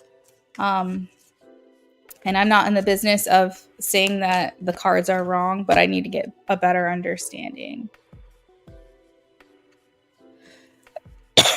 Oh, okay. This is making sense. So I have the Chariot here, girl. You're just avoiding a broken heart is what you're doing. That's what you want. You don't want any more heartache. You do not want, like, I think honestly it shifted from what you're looking for to what you don't want to happen. Okay? It shifted from what you want to what you don't want in this reading. And what you don't want is to end up hurt. You don't want to end up heartbroken. You don't want to end up in pain. You don't want to feel like you put yourself on the line only to get burned. Like, I feel like that's basically your goal here. Of course, you want to find your person, but really that's the objective at this point, is to just not get left behind, to basically have someone that wants you to stick with you and you just like move on into mutual bliss, basically. The messages are messaging. Glad to hear it. I feel like what he wants is good. I mean, the Six of Swords indicates that he's kind of ready for a transition. He's ready for some things to change in his life, in his love life, I should say. He's making progress himself, and he wants things to move forward swiftly, easily, simply. I feel like he doesn't want things to be really complicated. So he's not looking for drama. He's not looking for toxicity. He's on the path of least resistance right now. So that overall looks pretty good there. That's what his intentions are. I do think, though, that right now with the Seven of Cups in his intentions position, it tells me that he's still not fully settled on you, though. And I think that you are okay with that, I believe.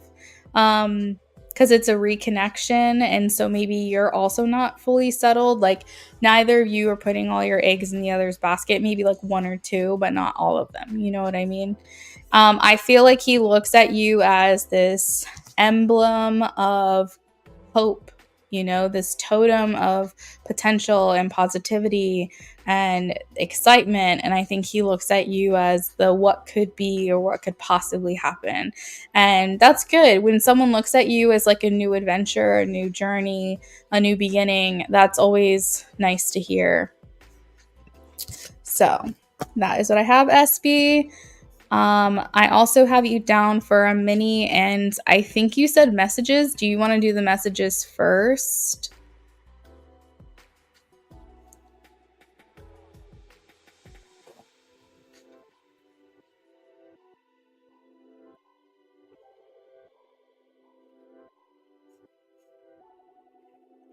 I just saw you said you've been enjoying homemade almond milk latte with pumpkin spice. That sounds good.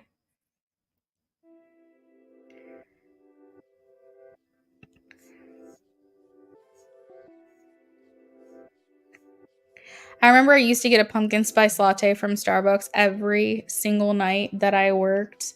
I used to not be sensitive to caffeine, I guess. I don't know. Maybe I was younger and just could handle it better or something. But I remember when I worked at Longhorn Steakhouse, I worked there for, I think, 2 years, maybe more.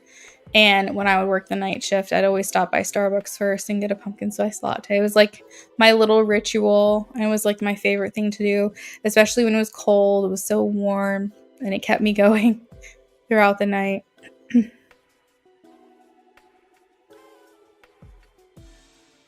I love all your commentary, SB. You're making me laugh. Having a companion is safe right now. I'm glad he agreed to it. I hate the pressure of giving myself with dating. Yeah, and like that way you can just like let loose, have fun. You're not worried about it, right?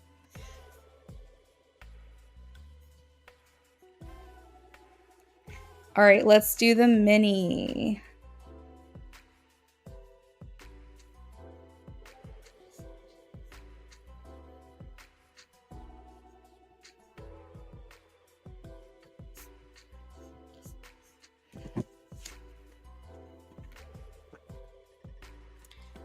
Last call for donations, guys. We have a list going right now. We are working on SB. Then after that, I have James. After that, I have Rocky and then Terry. I'm going to go ahead and close the list, but if anyone's in here right now that wants to make a last minute donation, you're more than welcome to. I will also honor any add-ons that the current donation list would like to make. So if you want to add on to your reading, donators that are currently on my list, you're more than welcome to, even though the list is closed.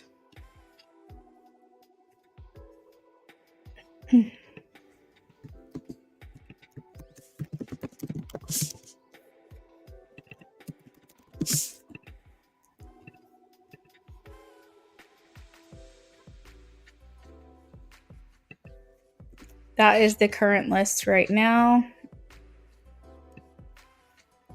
SB, I am shuffling for you. I do want to ask how the chemistry will be between us on our hangouts. Okay, perfect. Oh, they have it right now. You don't drink coffee, so you only drink the steamed almond milk with the foam. Yeah. No, I totally get that. Girl, I don't drink coffee either. I used to. I haven't had coffee probably since 2015. I honestly think I'm going on almost 10 years without coffee. Starbucks accidentally gave me a coffee order. I had one sip of it and had to turn around and get my chai latte. But outside of that, I have not had coffee in 10 years. It's just not what I do anymore. It's a little too acidic for me. I like it. I like coffee, but I don't drink coffee. I try to be careful where my caffeine is being sourced from, because caffeine from different sources affects you differently.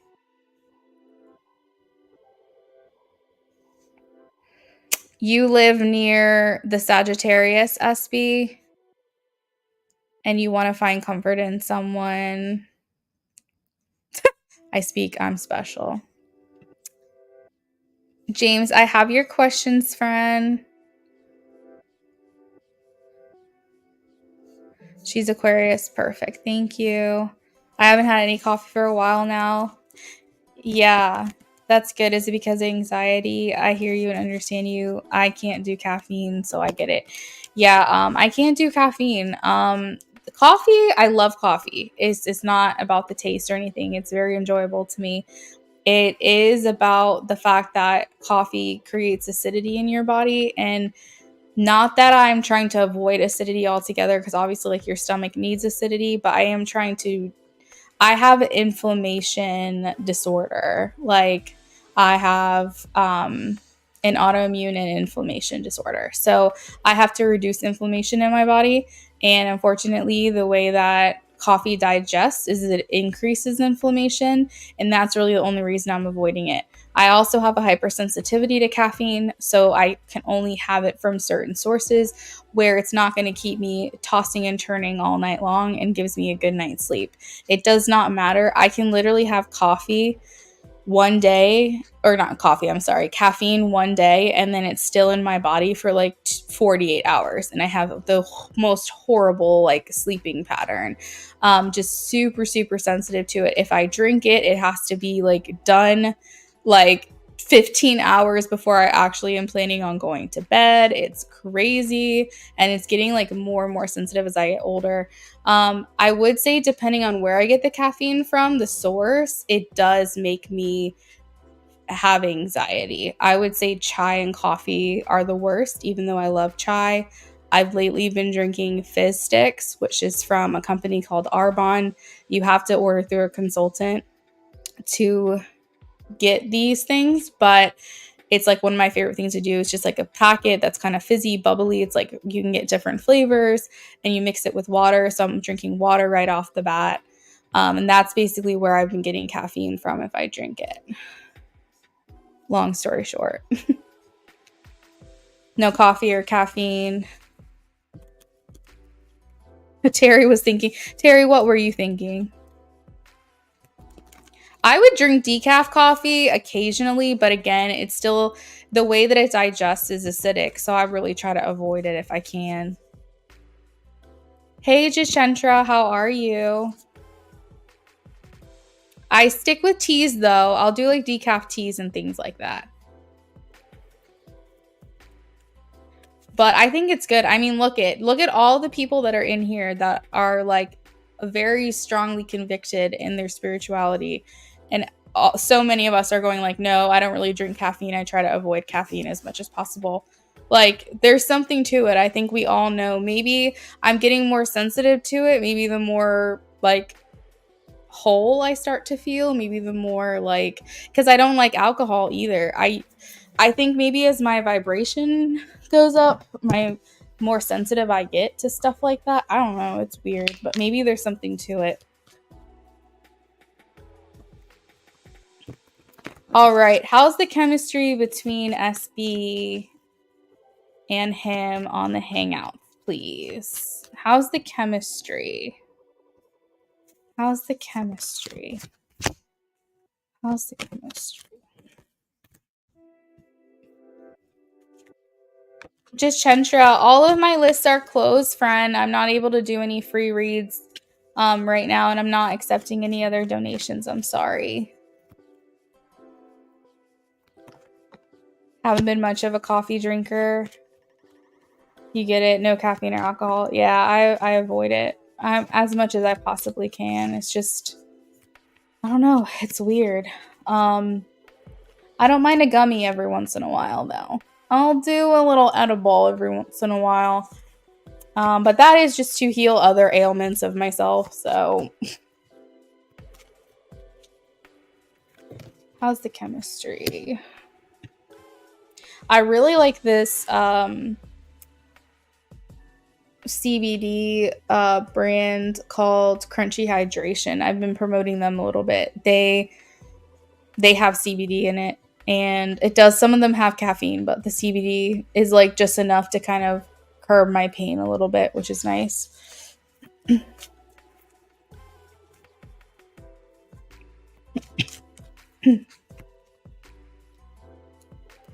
How's the chemistry?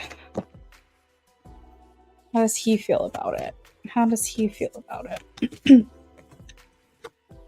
Wow. Okay, he says that you guys, like, his chemistry with you and like his perspective or point of view is that you guys have a lot of fun together.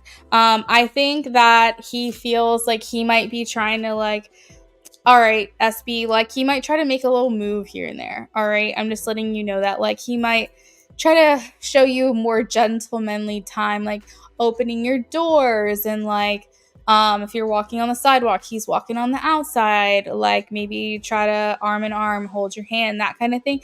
I feel like he's going to be the type of person that's going to try to show you some affection. Now, how you respond to that is how you will respond to that. If that's not kind of, if you're like, oh, that's fine, but maybe he starts to show you more affection, you might be like, this is a little too much for me right now, like let's dial it back. That might come off across a little offensive to him because I still think that he's going to try. But overall, SB, I feel like from his perspective, like you guys have such a good time together. There's a lot of fun, a lot of sunshine, a lot of positivity, a lot of laughing, goofing off.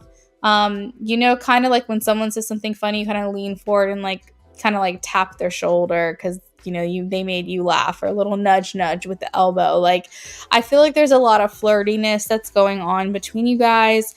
But yeah, you guys keep it under wraps though. Like I think that there's a lot of self-discipline here in the connection. I think there's a lot of things that you guys don't say because you just want to kind of like not rush it, right? You don't want to say something that's going to kind of put a type of, I guess, pressure on the relationship. So even if you're feeling some things, you probably don't act on them. But yeah, the chemistry is really good. I think like really fun, lighthearted, flirty is really a good way to describe it. Just a lot of laughs. I think you'll be really happy with this companionship. I think there's something to be said about dating and like taking that pressure off and putting it as like, oh, I'm just going out with a friend. I think that sometimes we put too much pressure on the connection if we meet someone in like a romantic setting. But when you can just say, hey, we're just friends, like we're not going anywhere, there's this isn't going to lead to anything. Sometimes when all bets are off like that, it's like you guys can really relax and kind of just become who you are because you're not that worried about impressing each other. Do you want to come off attractive to one another? Yes. Do you want them to think that you look good? Yes, obviously.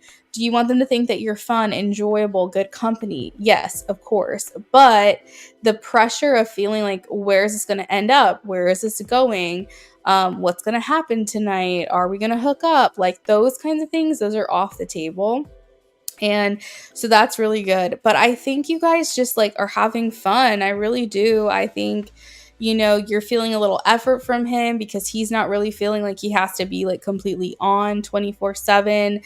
His chivalry that comes through, his consideration, his gentlemanly ways, is just going to be out of sheer desire to do those things for you because he knows that at the end of the day, at the end of the night, whatever, nothing's going to happen between you guys. So he's just here to kind of show up and the things that I also think there's like a genuinity as well, because what I'm hearing from Spirit right now is that he's going to do these things knowing full well nothing's going to happen. And so because you know that and he knows that and all like bets are off, basically, you're going to see him just do things for you that's going to come off in such a sincere, genuine, authentic way because you're like, hey, he's not trying to get something out of me. You know what I mean? He's not looking for something to happen because he knows that's not what we're doing here. So he's genuinely doing this just because he wants to, and that feels so good.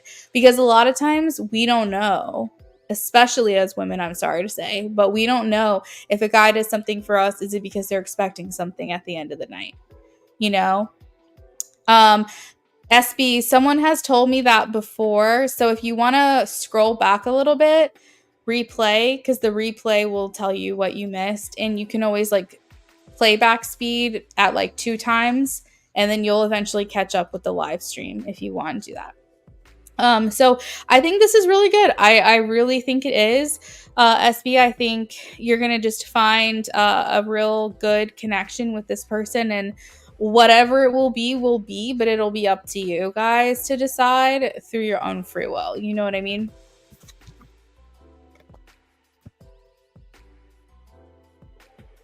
Okay, perfect. I just want to make sure you didn't miss anything.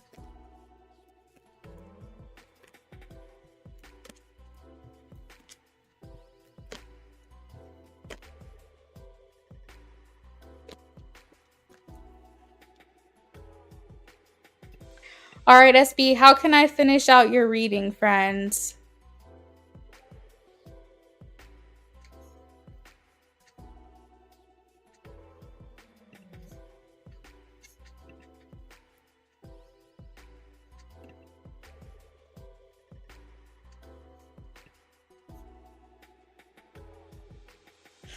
Right. Of course, of course. But like you get to see him in his element when you guys are hanging out as friends. You get to see him just be who he is cuz he's not here to like impress, you know.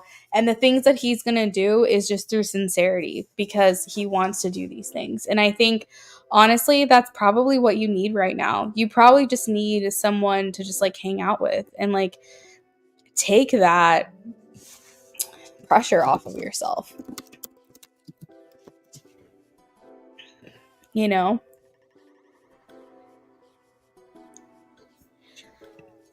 All right, messages from him.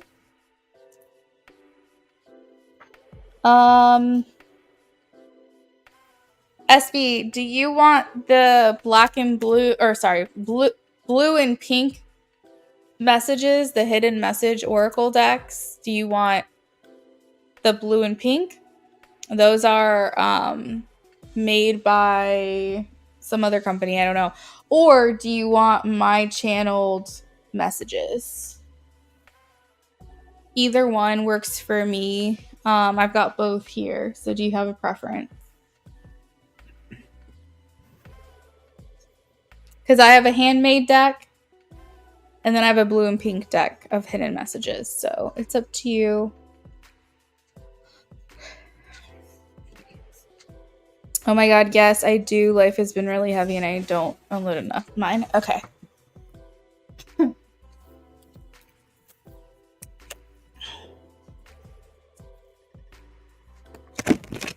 I think y'all should like go see a movie. I don't know why. When I was channeling your stuff with him, I was seeing you guys in a movie theater. I was seeing you guys at a restaurant too.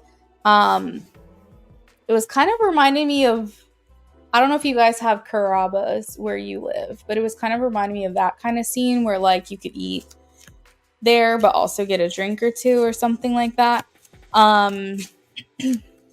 But I was seeing you specifically like in the movie theater. So I don't know, maybe you guys have a movie that you'll be seeing soon or something.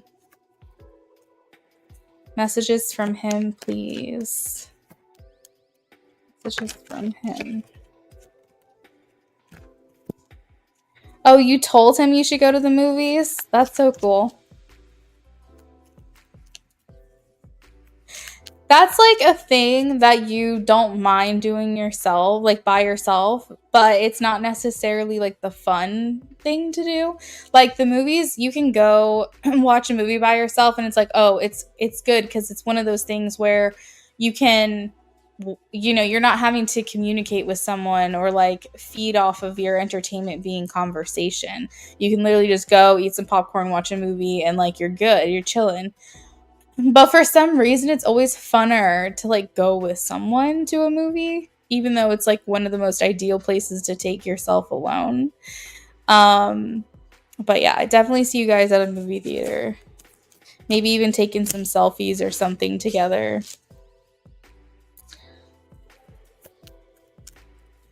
Messages from him, please.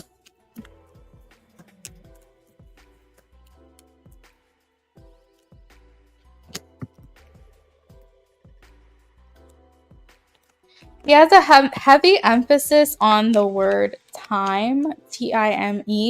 So the messages that I have right now is so many things remind me of you. The timing wasn't right for us.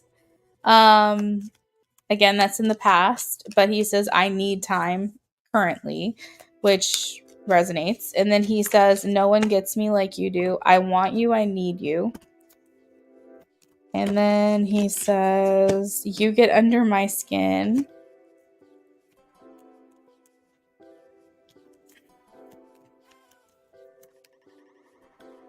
He says, I didn't mean to hurt you. Does he have something to apologize for? I adore you. I adore you. There's a song that's coming to mind right now. It's Adore You is the song. And it's by... It's an older song right now. Yeah, he says, I didn't mean to hurt you. Okay, so the song is called Adore by Amy Shark. It's an older song. It's like 2010, maybe 2011. I don't know. But anyways, that's coming to mind. So maybe this song will resonate for you here. Our last conversation before things went silent was not the best. So I'm sorry to hear that. Well, I'm glad you guys have reconnected. Come on, give me a last message for SB, please.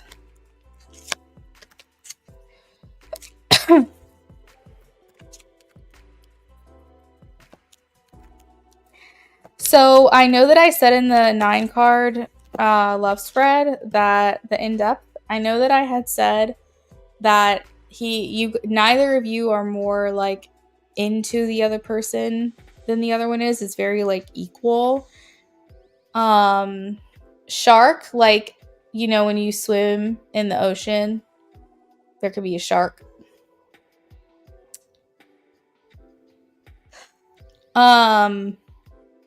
But I do feel, SB, that he's not going to take this further than what you're ready for, or like maybe that's not the right way to word this. He's letting you set the limits, I guess. SB is what I feel like he's saying, because I pulled the card. It feels like the ball is in your court. That's what he's saying.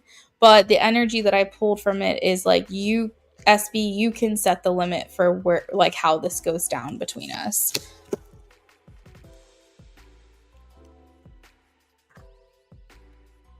And then I want to be close to you. And at the bottom of the deck, I can't explain what you do to me, but I like it.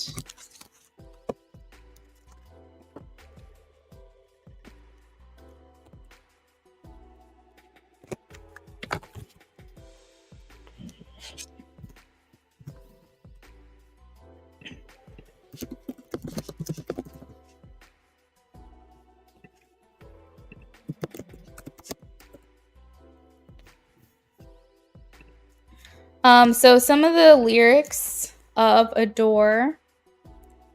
Get me a drink. I can get drunk off of one sip just so I can adore you. I want the entire street out of the town just so I can be alone with you. And I'll go when you're ready. My head's getting heavy, pressed against your arm. I adore you. All of my money is spent on these nights just so we can hang out, squeezing in and out of those dresses. I want to be found by you, found by you. Now, it is a song from a girl's perspective, but I think that it kind of resonates for your, like, you guys are gonna find like random things to do around your town, like go to the movies, hang out. Like in this song, they talk about like going to like basketball courts or like random places that you would just like meet up, and essentially being like, is this something more, is this not? And in the channeled message, I had said that he's gonna let you set the limits on like where this goes. And he says, and I'll go when you're ready. Like basically, or in the lyrics, it says, I'll go when you're ready. Basically saying like, you just let me know like how far this can go, essentially. So that's a song that came to mind. I hope you like it. I hope it resonates with you in certain ways. And the fact that the song's called Adore, and then I pulled the channeled message card that literally says, I adore you. That's syncing up rather nicely. But yeah, that is what I have for you.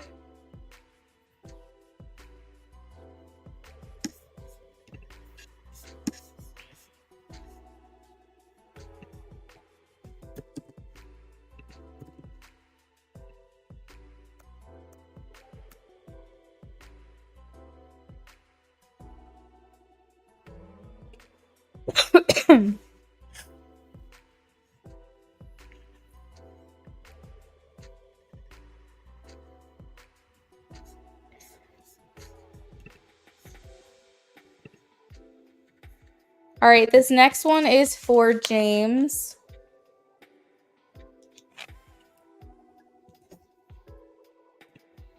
Whether he's here or not, I'm still going to do his readings for him.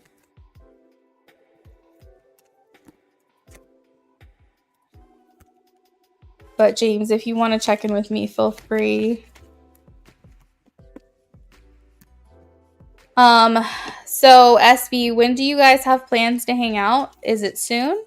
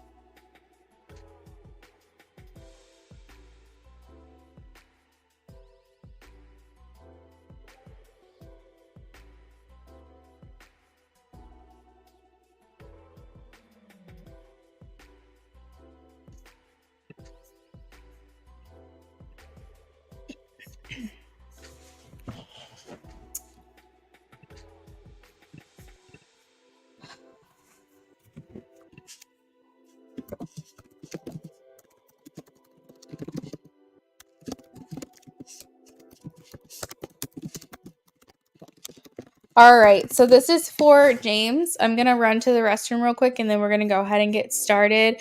Rocky's World, yes, friend. Leave your question with me. Absolutely. I have you down for a mini reading. So as soon as I'm done with James, I will get right to you. It's very likely that James's donations will almost be like 25 minutes or so worth of readings. He donated for channeling, BOGO, and a love spread. And I allow up to 3 readings in a row. So this can be rather involved, Rocky. So if you want to leave your question with me, come back in about 30 minutes or so. Maybe we'll be on to you at that point. And if not, I will do your reading either way. And you can come back and listen whenever you're ready. I have your question, Rocky.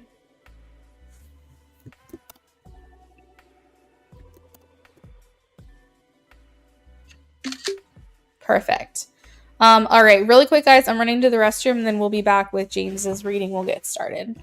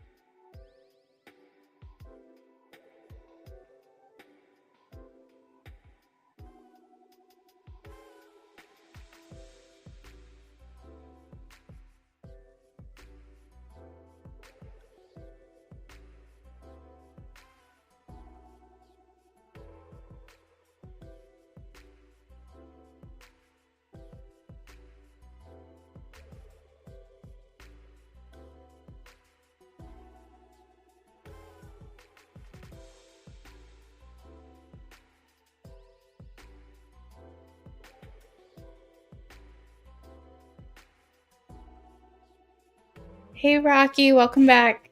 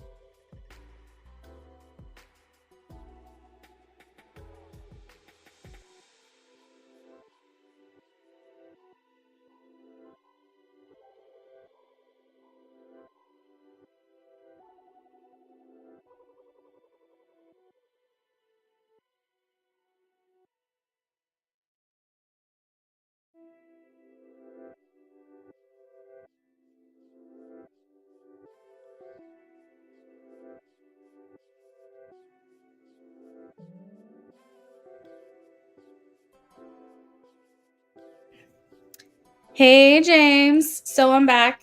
Are you here? Are you in here? I'm not sure if you are. I'm going to go ahead and read your channeled message from her. So she says, my world has felt a little crazy coming into this. So how I interpreted that real quick is like she's talking about like her life before, I guess, like meeting you or something like that. Felt like a little crazy, chaotic, messy. I don't really know. She's just saying like my life or my world felt crazy coming into this. And I feel like since meeting up with you, there's a bit more sunshine and hope. You are such a positive person, and I can tell you have worked hard to be where you are now. You are also very kind.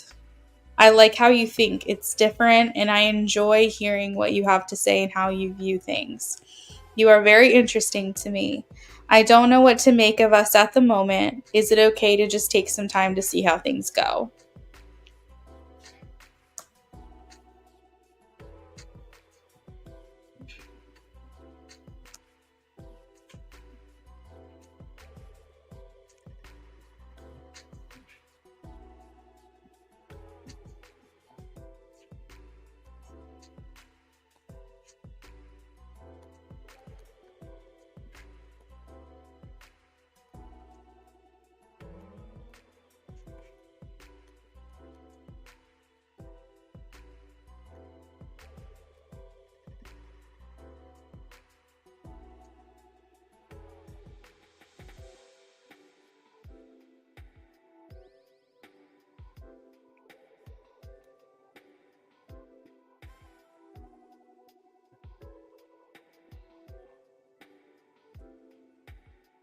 All right, James, let's get started on your love two now.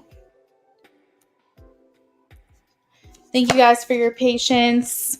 This is about the time of the live stream where my energy starts descending, but I'm sticking to it and I'm still trying to get through as quickly as possible. All right, this is a love two for James now. Love two.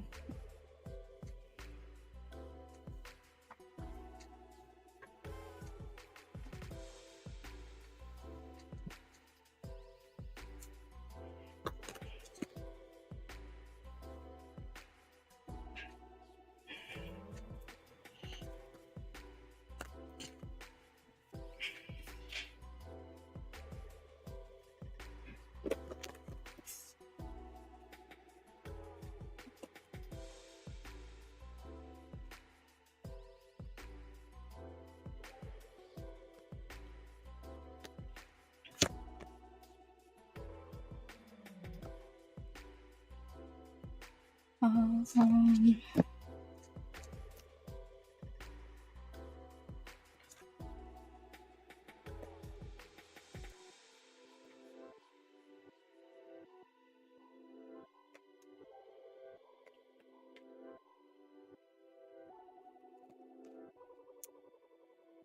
Okay, so James, I pulled a couple cards for you. We have Queen of Swords, Nine of Cups, Hangman, Ten of Cups, Ace of Pentacles, and Queen of Cups.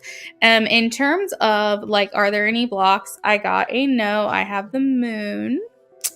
So if there are blocks, it's things that she's not fully conscious of, I would say. there could be some conscious stuff going on underneath the surface, but she's not aware of it really. So if there's any kind of block that's in the way of you guys, it's not something that she's conscious of. Okay. But I'm getting a no. So there's that. Maybe I should ask, are there any conscious blocks? But I'm getting a no on that. I did ask if there's any influences. I got a yes. We have the 8 of Pentacles. So I don't know what she's doing currently for a career or for a job, but this could potentially be taking up her time and influencing the connection. It doesn't mean it's serving as a block. It's just saying it's influencing the connection. I also wanted clarification a little further. So I pulled the 9 of Cups. So, you know, I think there's a lot of like romantic influence over this connection. I think you guys both feel attracted to one another here. It's definitely like first date, flirty, or like first couple of dates, new crush kind of vibes with the Knight of Cups. That could be influencing the connection right now. Bodhi, you need to get down, buddy. So yeah, that's what I have for influences or blocks. Overall energy, we have the Queen of Cups. So you guys are making choices based off sincere feelings. There's a lot of like daydreaming, imagining, where could this go? James, I'm feeling from you that you're really trying to take this one day at a time. And I do feel like she's the same way. But you guys can't really help yourself but to like lean in a little bit more into like the fantasy of it all and see like, can I really see this going somewhere? That's kind of where at this time. Her intentions are to see this through, James. I don't know if you guys have had another date or if you guys have plans for another date, but I really do think that she wants to see this through to the end. And until she knows, is this something I want to continue with or not? I feel like she's going to try to see it through, if that makes sense. I feel like she's committed to the idea of dating you and seeing where this goes. 10 of Cups. I will say that while that's her intention, her feelings inside are the Hanged Man. So she does feel like she's restricted in some way. This could be an external restriction that's out of her control, or it could be an internal one, but there is some type of restriction here. Let me get a little more information on that. Why is the Hanged Man here? This could require her to just change a little perspective.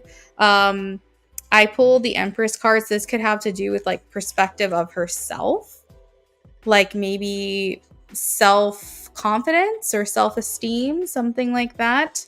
But that could be changed around if she digs into that change in perspective of herself. So this might be self-limiting, honestly. I don't know if so much I believe it's external factors as much as I believe it's internal, because the Empress card is here. So this has to do with her who she is, how she feels about herself, and like how she shows herself to the world. Basically, there's some restriction there. Thoughts about you, I would say, feel really good. It's the 9 of Cups. So, you know, this basically just makes me feel like so far things are going as well as to be expected. I feel like some things are happening in this connection that maybe she's excited to see play out. The 9 of Cups also talks about like wish fulfillment. So maybe things are just going really well, or things are going like how she would want it to go. Or there's something about checking some boxes too, James. You check some boxes for her.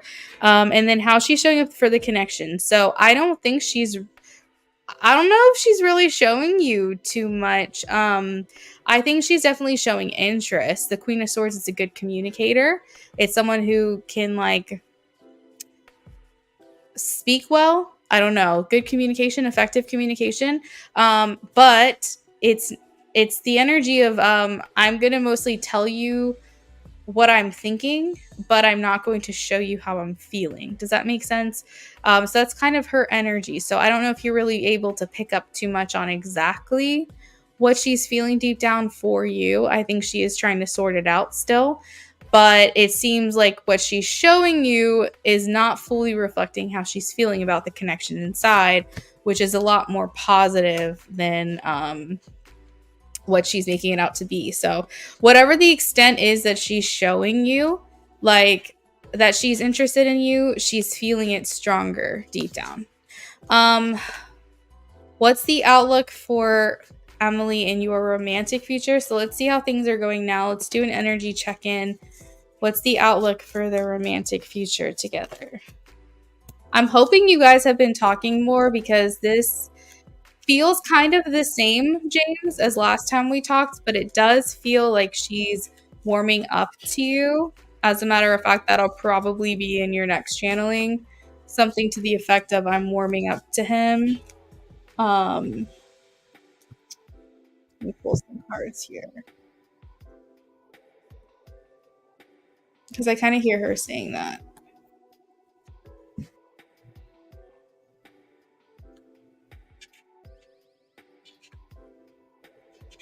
So if you guys have not, since the last time we did a reading, if you guys have not gotten any further in your connection, then I could be tapping into near future energy, just keeping these things in mind. What's the outlook for the future? What's the outlook for their romantic future together?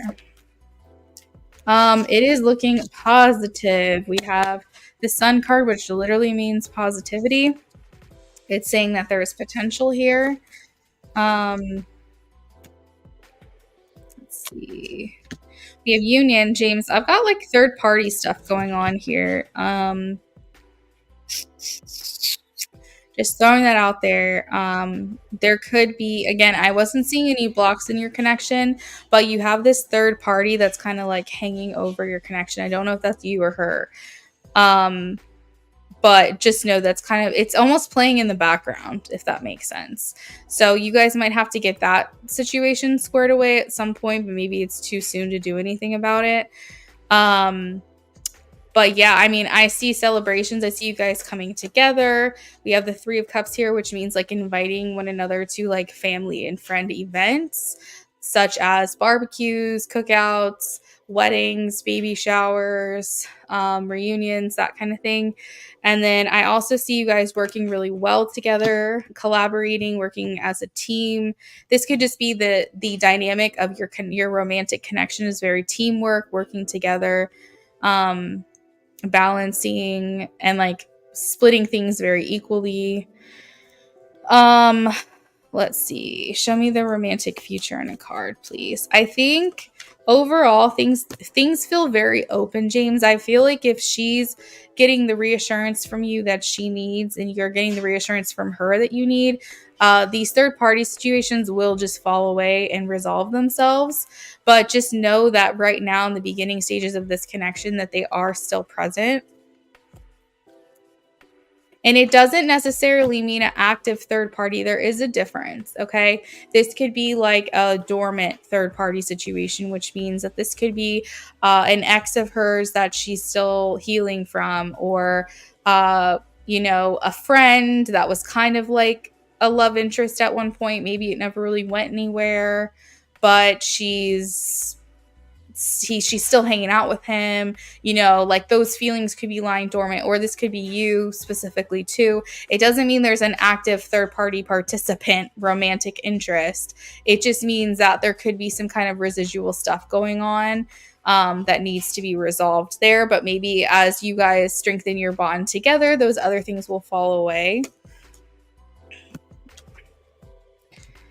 I still think it's too soon to tell, James, but I will say in these readings that I'm getting comparatively between this one and the last one, while it doesn't seem like too much has changed, it does feel like you guys are getting closer to one another.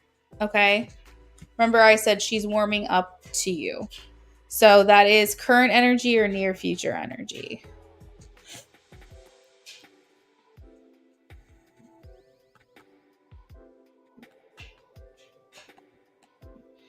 All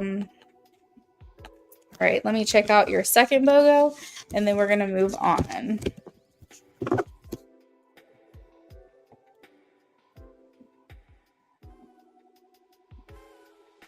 Shoot. Hold on, James. I lost my train of thought. Give me 1 second.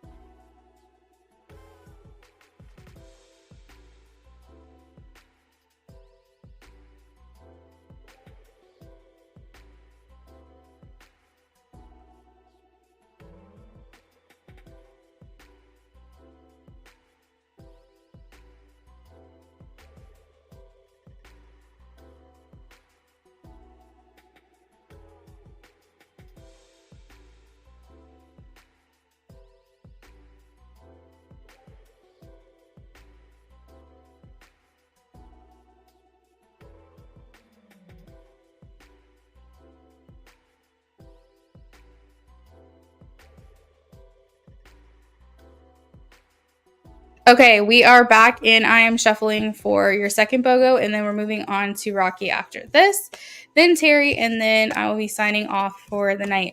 Remember, if you're currently on the donation list, you are more than welcome to add to your reading tonight. I will honor that. I'm just not accepting any new donations from anyone else.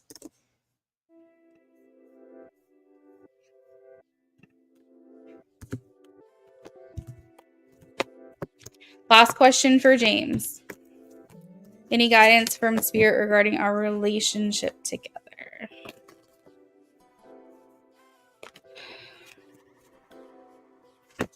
So, James, one thing that's going to be really important in your connection, and while this may seem a little cliche, it's very important for her specifically. She needs complete transparency. I think that she can take hard truths. I think she can take easy truths and everything in between. But I think one thing she can't take is dishonesty. And again, that's across the board cliche. Obviously, like, you need to be honest in a connection, in any connection, whether it be platonic, friendship, family, really romantic, whatever. You need honesty. But she's like, just be transparent with me. She's like, don't even just be honest, like, just full disclosure, everything to me. If it's something that you feel I need to know, if you're even questioning whether you should tell me, you should tell me, because I think she's the type of person who really likes to be prepared. She believes in like fairness and equality, and that may be why that came up in the last reading. She says I'm a very understanding person, is what I'm hearing from her. I am so understanding, and I feel like she's even would say she's forgiving, but what she's saying she can't do is, because she's so understanding, she can't allow for someone to not be transparent with her, because she's like, I'm too understanding for people to lie to me. Like, I'm too understanding for you to think that you can withhold information from me, because if you came to me with the truth, I would get it. I would totally understand it, and I would respect it. And like, she just feels very empathetic, it seems, almost. And so she's like, I just have such, like, I feel almost like her viewpoint or her philosophy is just being extremely open-minded. And so she's like, if because of who I am, if you can't be honest with me, you can't be honest with anybody, because I'm like the most understanding person you'll ever meet. um so I don't know why I'm just getting that from her. So she's like, just be transparent. This is guidance. This is understanding equal give and take with her, understanding that your actions have consequences with her. I don't know, even though she might forgive, I don't know if she's quick to forget. And she might be, I could be wrong, but she might be the type of person that if you screw her over once, you're done. So I think just being fully upfront with her from the jump. If something comes up that you're thinking to yourself, is it too soon to tell her? I don't know if I should tell her. I think you should. I think she wants complete, like, transparency. That's the word. Like, I want to say honesty. I want to say be truthful. No, she's just like, tell it to me straight. I need to know exactly what's going on. Because I have the Justice card and the Five of Wands, and she's saying, I just don't want conflict. I don't want a problem where there shouldn't be a problem. Because if you were honest with me, then we wouldn't have any issues, because I'd understand. But I can't do this thing where I feel like, you're holding back from me. So, James, not that you're that person, not that you're going to do this, but just knowing that that's the type of energy I'm picking up from her. That's what she needs for sure. Let's see. She might have an abandonment wound, James. We have the Eight of Cups here. So she might not do really well with people like leaving her life. So with that, something you would need to know is it probably takes a long time for her to warm up to someone. So for her to say that she's warming up to you is actually probably a pretty big thing. But it takes a while for her to allow herself to get close to someone. It's one thing for her to say, like, I'm feeling close to you, but to actually let you in and be close to her are two completely different things. Um, so I think for her, she could have an abandonment wound, and I think what you would need to know from that is, if you really like this girl, um, just basically reassure her that you're not going anywhere, you don't plan on going anywhere, or if the second you have any doubt at all, you will tell her, because she needs to know that. Any guidance? Any guidance? You both are coming from a place of like having your heart broken, having to consider walking away from something that you never really wanted to walk away from in the first place. And I think that's a place of mutual understanding. So while this isn't necessarily guidance, it might just be of interest to you because it's indicating that you guys do have common ground in that department. And I think that you guys, despite what you've been through, you're not jaded and you're not letting that affect your potential to find your person, whomever that may be. And yeah, I think that's what I've got for you, James. So I don't know if you're in here or not. If you are, feel free to drop any questions that you need clarified. And if not, we'll go ahead and move on to Rocky. Rocky, thank you for checking in with me about 20 minutes ago. Are you still in the room? Is the question.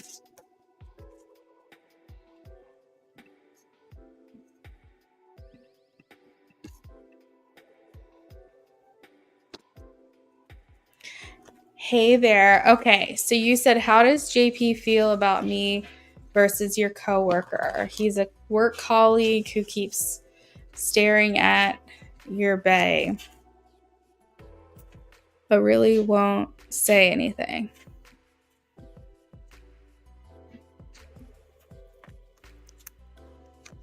Okay, let me see.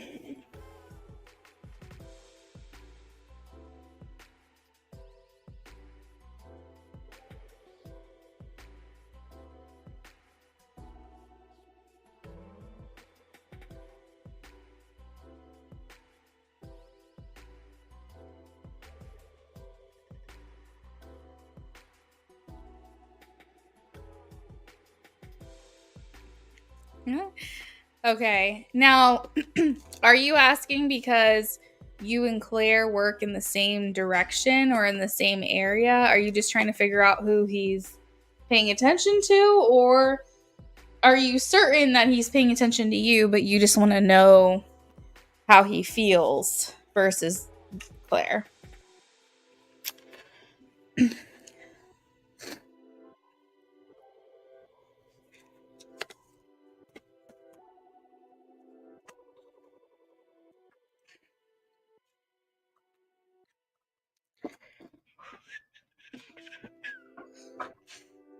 You're in the same area. Okay.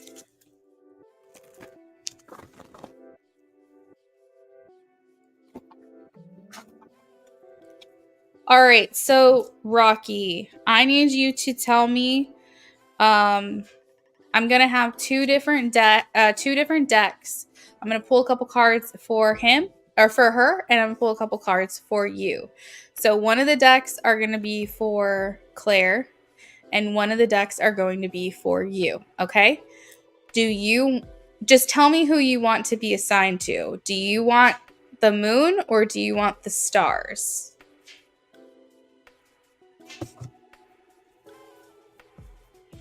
You and Claire work in the same bay and he's across the floor. Okay, got it.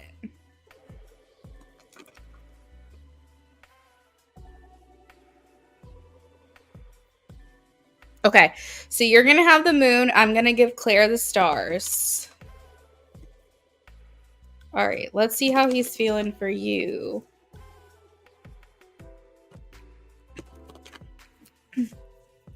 How does JP feel about Rocky?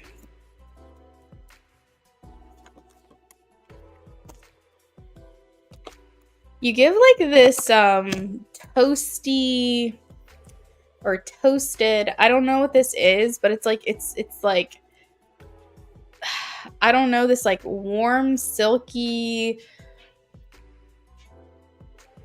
vanilla, sultry. I don't know. These are like words that are coming to mind right now. You're like very, very toasty.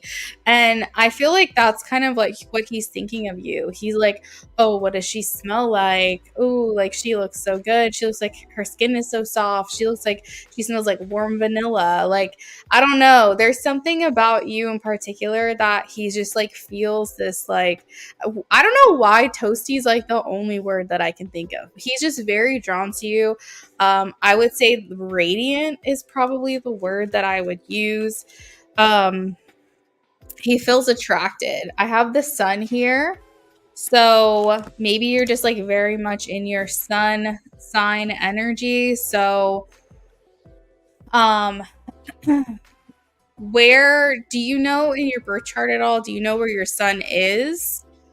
At a minimum, you know what your sun sign is, I would say. You probably don't know what house, but you know what your sun sign is because, okay, Sagittarius, there you go. Okay, so like very fire energy. That's the sun, okay? The sun is fire, wands, that fiery element. So I feel like he just gets a lot of like warmth and comfort from you. But also he feels very like, oh, she's probably a lot of fun. Like, I don't know if you're just like always laughing. I don't know if you're just like smiling. I don't know, but you feel very cheery to him. You just feel like sunshine in human form, basically. I also have here the Two of Cups for you. I don't know how that happened. It just was like in my hand somehow. But this is indicating that he has a desire for something more with you in the romantic sense. I think that he feels a bit stressed about this for some reason. Why is he stressed? The Devil. Ooh, okay. So there could be some kind of obsession, Rocky, that he has for you. And maybe he feels like this is not a good idea because maybe you guys work together and that's why he's thinking it's probably not the best thing right now. So he's kind of burdened with these thoughts and feelings of you. Let's take a look at Claire. How does he feel for Claire? He could have like these really like impure thoughts about you too, like when he sees you. It could be something that's like taking his focus. I probably would hear him say like, she's very distracting, like I can't get work done or something. So that's all for you, Rocky. Let's pull cards for Claire. There's a lot of people around. It's very gossipy.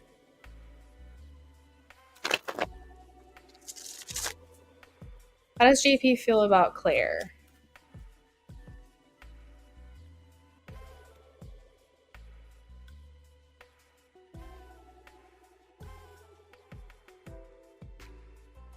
It's not the same energy, Rocky, that it is for you. So if you're trying to figure out if this interest is towards you or her, I'm getting that it's you. I don't think. Does he have any interest in her? Does he have any interest in Claire? Yes or no? Does he have any interest in Claire? I honestly think, Rocky, that he would entertain it. Something tells me that Claire is very objectively beautiful. Not that you're not, but I mean, I feel like, honestly, I think he's seeking you out. This is what it feels like to me. I think that if he thinks that he can't get you, or that you're not an option, then he probably would settle for Claire. But like, let's be real, it does feel more like he would be settling for her. Like, but he would be open to it. But I think that you would be first choice. I am getting like third party energy, so it would make sense that you guys might be in a love triangle in a way. You know what I mean? Like she wants him, but he wants you kind of thing. But I don't think he would turn it down completely with Claire. It's just not his main energy of this reading. He's looking at her more like objectively, like he's not swayed either way with her the way that he is with you. I feel like his attraction to you is he's much more swept up in that than he is. So I think he has eyes for you over her, if I were to say. But if you, Rocky, were like, oh, I'm in a relationship, or you were like, oh, I'm not looking for anyone, or whatever, like if he knew you were not an option, then I could see him considering Claire. But the main issue with him is that he's unsure about a workplace romance. He's unsure about a workplace romance. So I just think he thinks it's probably not a good idea. Either that or there's something else going on with this devil, meaning that he feels like it would be a risk or it would be inappropriate to start something up with you. Does that make sense? So that's what I've got. She's more into him than you. Okay, she's obsessed with him more than you. Oh, you know through the grapevine he's taken, but you're not sure if he's married. Okay. Well, there's that. I mean, there's nothing wrong with looking, in my opinion. But that should really be the extent of it, especially if you're romantically involved. Otherwise, I think it's okay to feel attraction to someone. It's natural. But the second you start communicating and investing interest in that person, you're starting to cross a little line there. So hopefully, if he is involved, he's not going to do anything about this attraction. Rocky, does that answer your question? Hopefully so.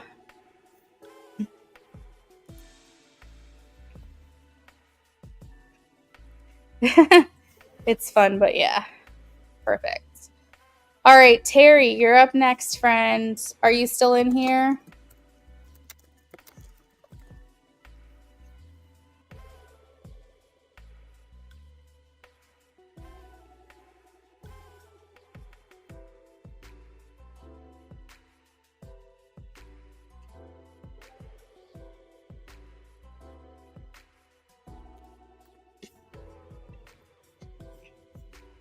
Hey, Terry, welcome in. You're welcome, Rocky. Have a good night. Thank you so much for waiting. So, Terry, I have a question for you. How did everything go?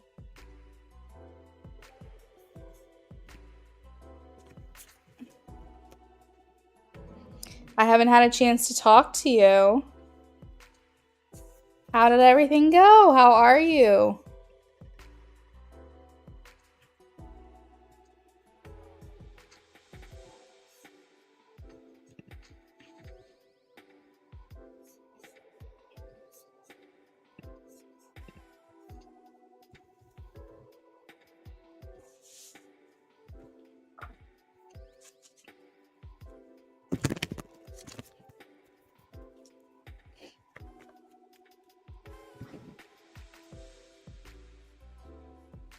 Everything went good. You actually went into labor before your surgery and you forgot how it was to be in labor.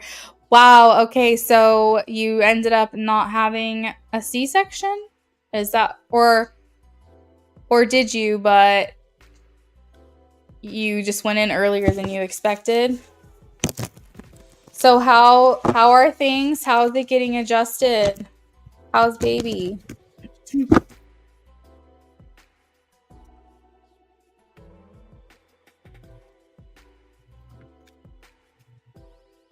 So I'm pulling the Five of Cups, Terry. This indicates sadness, loss, grief, despair, remorse, regret, abandonment, trauma, heartbreak, feelings of loneliness, isolation. So did something bad happen between you and him? Because why would I have this card? Or did something go? Well, it's showing movement now. It's showing movement. I have the 8 of Wands. So maybe this was like before? Okay, get off the cards. Bodhi. Gosh, why are you so cute? Get off my cards. Get off my cards. You're just the cutest little guy, but I don't want you messing with this. No. No. Um, so this is making sense. Aw, you said he's doing good. I'm so happy to hear that.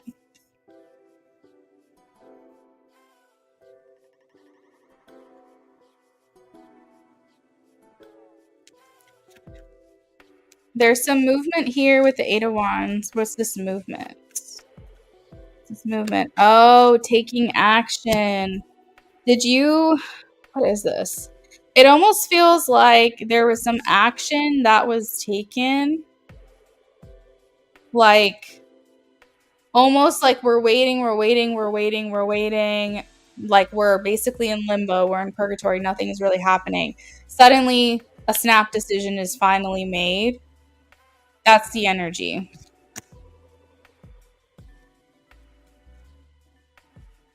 I see an offering. So either he brought you a gift for the baby, or he plans on delivering a gift to you, or he has something he wants to give to you.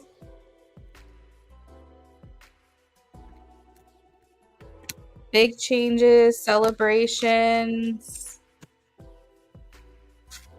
ongoing battle though. Still, this is a challenge. So I don't know if he's quite meeting you where you want him to meet you right now.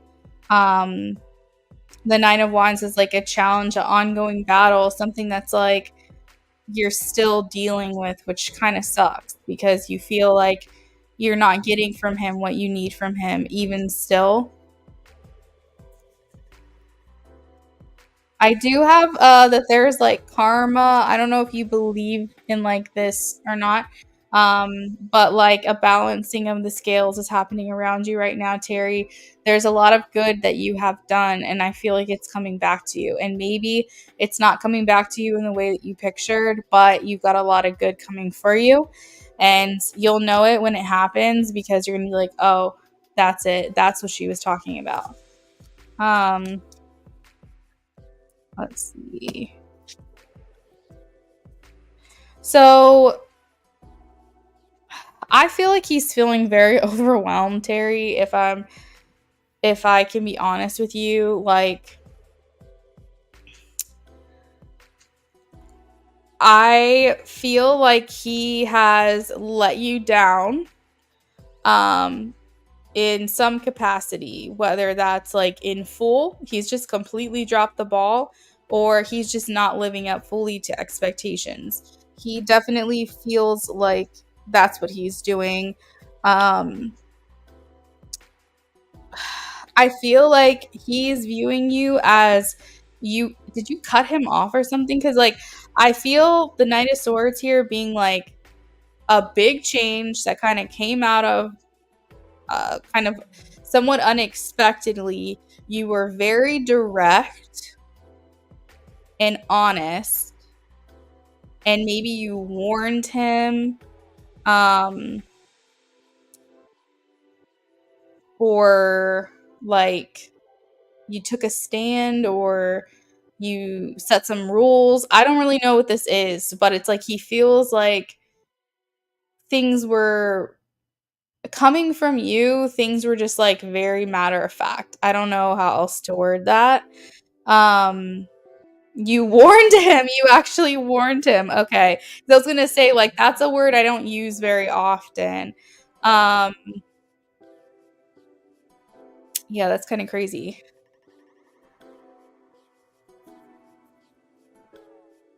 He feels like you're strong and assertive and you're decisive, and you're like you are going to get what you want. So basically, like, come hell or high water, or whatever the expression is, like if it doesn't happen the way that you need it to, then it's not going to happen at all.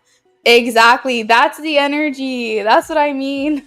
You said I'm a Cancer, snip snip. That's what I mean. Like I feel like that's why I was like, did you cut him off? Like what happened? Cuz like Terry, I feel like deep down it's like you don't necessarily want to have to cut him off. It's like you just feel like you have to do what's best for you, and you can't be in this like limbo stage anymore. You know, like you can't, now that things are here, things are happening. It's like, okay, get with the program or get gone, you know? But yeah, that's how he's feeling. I think it was this action of like laying down the law that I feel like you did. This making him feel um not good. Not good at all. There's again the 5 cups, so like the regret, the remorse, the loss, the isolation. It's almost like he felt like you were pushing him out of his, or you were pushing him out of your life, is what he felt.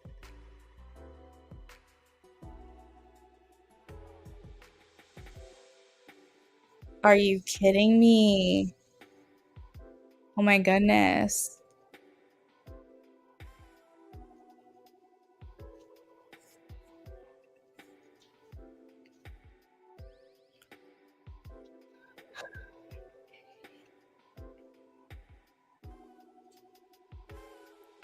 Your ancestor spirit showing you. That's incredible.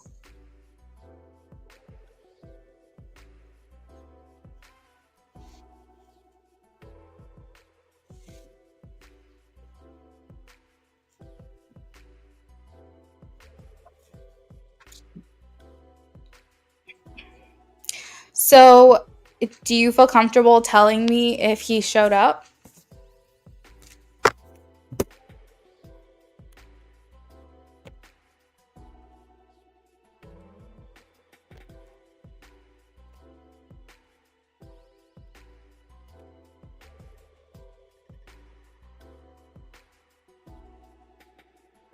Okay. I'm sorry to hear that. I really thought he was going to come through for you. I still feel like, I mean, even in this reading, and I didn't know if he showed up or not, I have the Ace of Pentacles, and it's like him still having something to give to you, like physically give to you. He wants to give to you.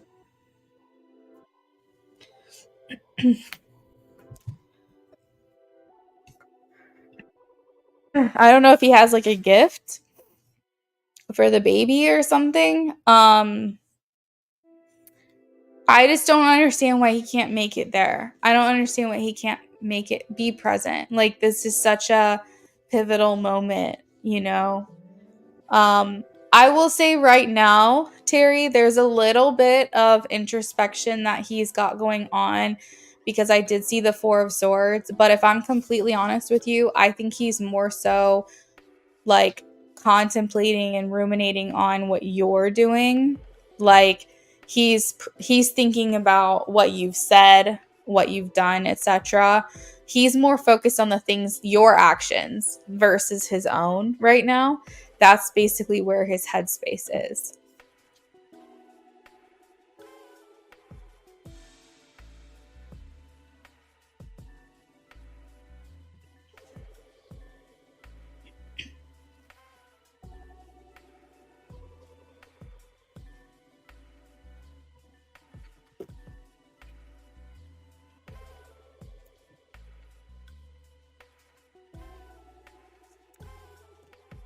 You feel like karma came for him. Yeah.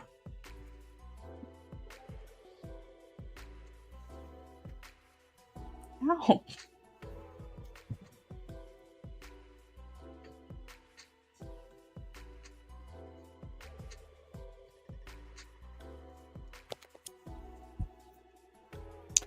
What can I answer for you next? Okay.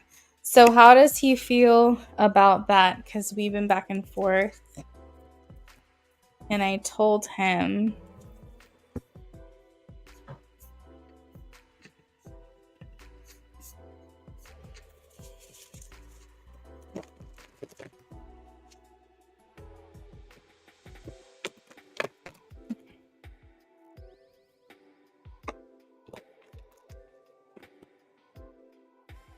or what has come to his awareness. All right, we'll do both. I'll pull a couple cards. How does he feel about this? How does he feel about this? We have the devil. So he feels bound by his perceived limitations. He feels like there's nothing he can do to change his circumstances. and that he is like a slave to his situation, for lack of better words.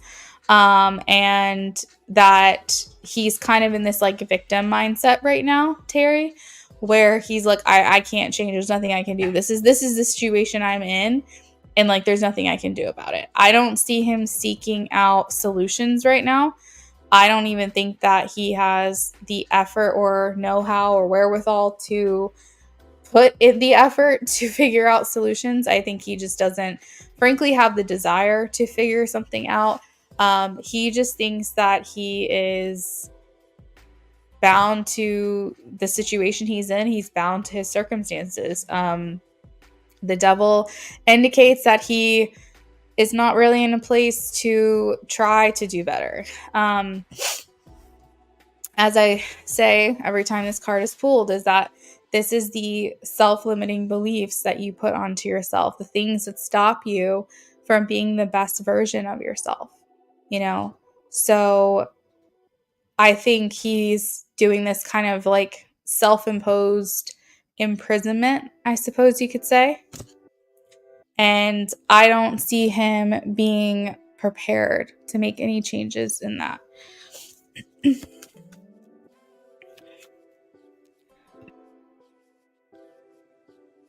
Like he feels powerless or hopeless here. No scratching the couch. No scratching. How is he feeling? So Terry, you might be surprised, but he's still holding feelings for you. Like romantic, I want to be with her feelings. But it's sandwiched in between the devil and the tower. And the tower talks about how he has no stability in his life right now. He feels completely like, I don't know. He feels like I'm like, what is this word? What is he trying to show me? He feels like he's chaotic. Like he feels all over the place. He doesn't feel like he has any security, anything to ground him. The crazy shit about this, Terry, is that if he would just step up to his responsibilities, he would find so much security in you. He would find so much grounding in you. And it's crazy because it's like the one thing that he feels his life is lacking, and he's looking for it in the wrong place. Like you would give him that security, you would give him that grounding, you would make him feel like he has a place and he's not like floating all over the place with this very static energy and just very unhinged behavior and chaos. Like this is the irony, is he knows what he doesn't have. He's looking for it in everywhere except for the one place that it is. You know what I mean? I feel he's crossed both of us, so that's why I feel he feels that way. Yeah. He's resisting change. He is basically succumbing to, that's the word, succumbing to his circumstances.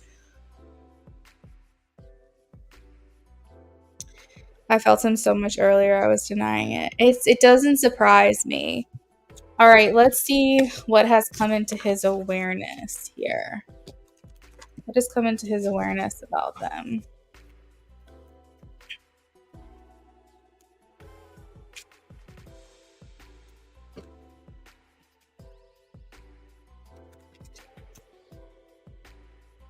What has come into his awareness?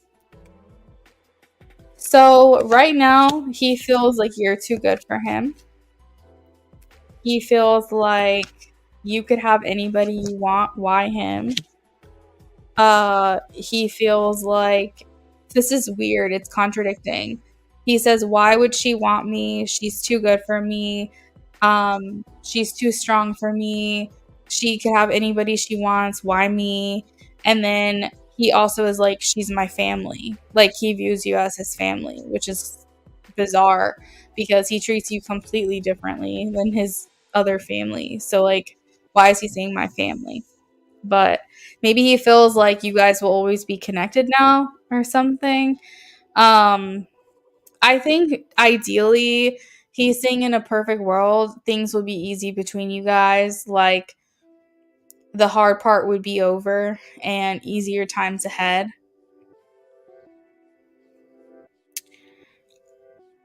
Again, that's what he wants. That's what's in his awareness. That's what he would like to have with you.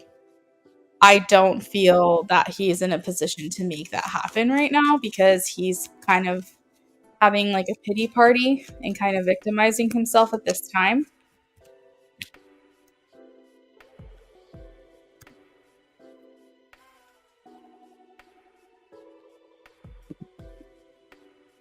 Like, he wants to have hope for this connection. He wants to be someone you can count on. Um, I have the Emperor here, so it's like that husband energy that he's here trying to, I guess, become one day.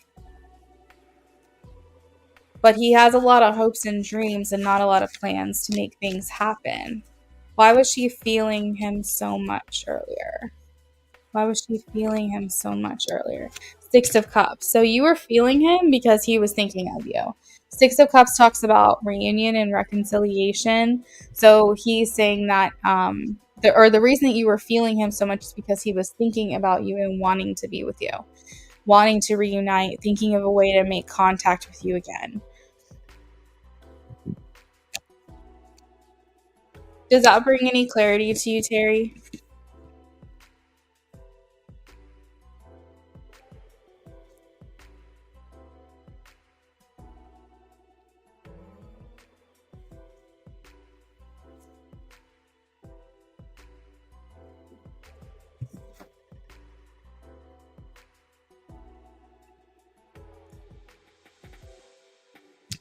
Moving forward, what does he want? Okay, so I do feel like I was tapping into that a little bit. He wants to be a family with you and he wants to be your husband. Oh shit, that's crazy. As I'm saying that, the Ten of Pentacles just flew out of the deck. So yeah, I mean, ultimately he wants to be with you, Terry. Like I had the Six of Swords saying that he wants the hard part to be over and he wants to move forward to easier times with you. He says she's my family with the Ten of Cups.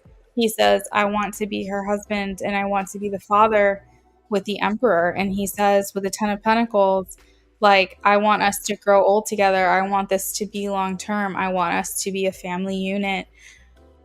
That's what he wants. That's what he wants for you ultimately. I think that the issue that you guys are having right now is his self-limiting belief. It's his inability to see things with a clear mind.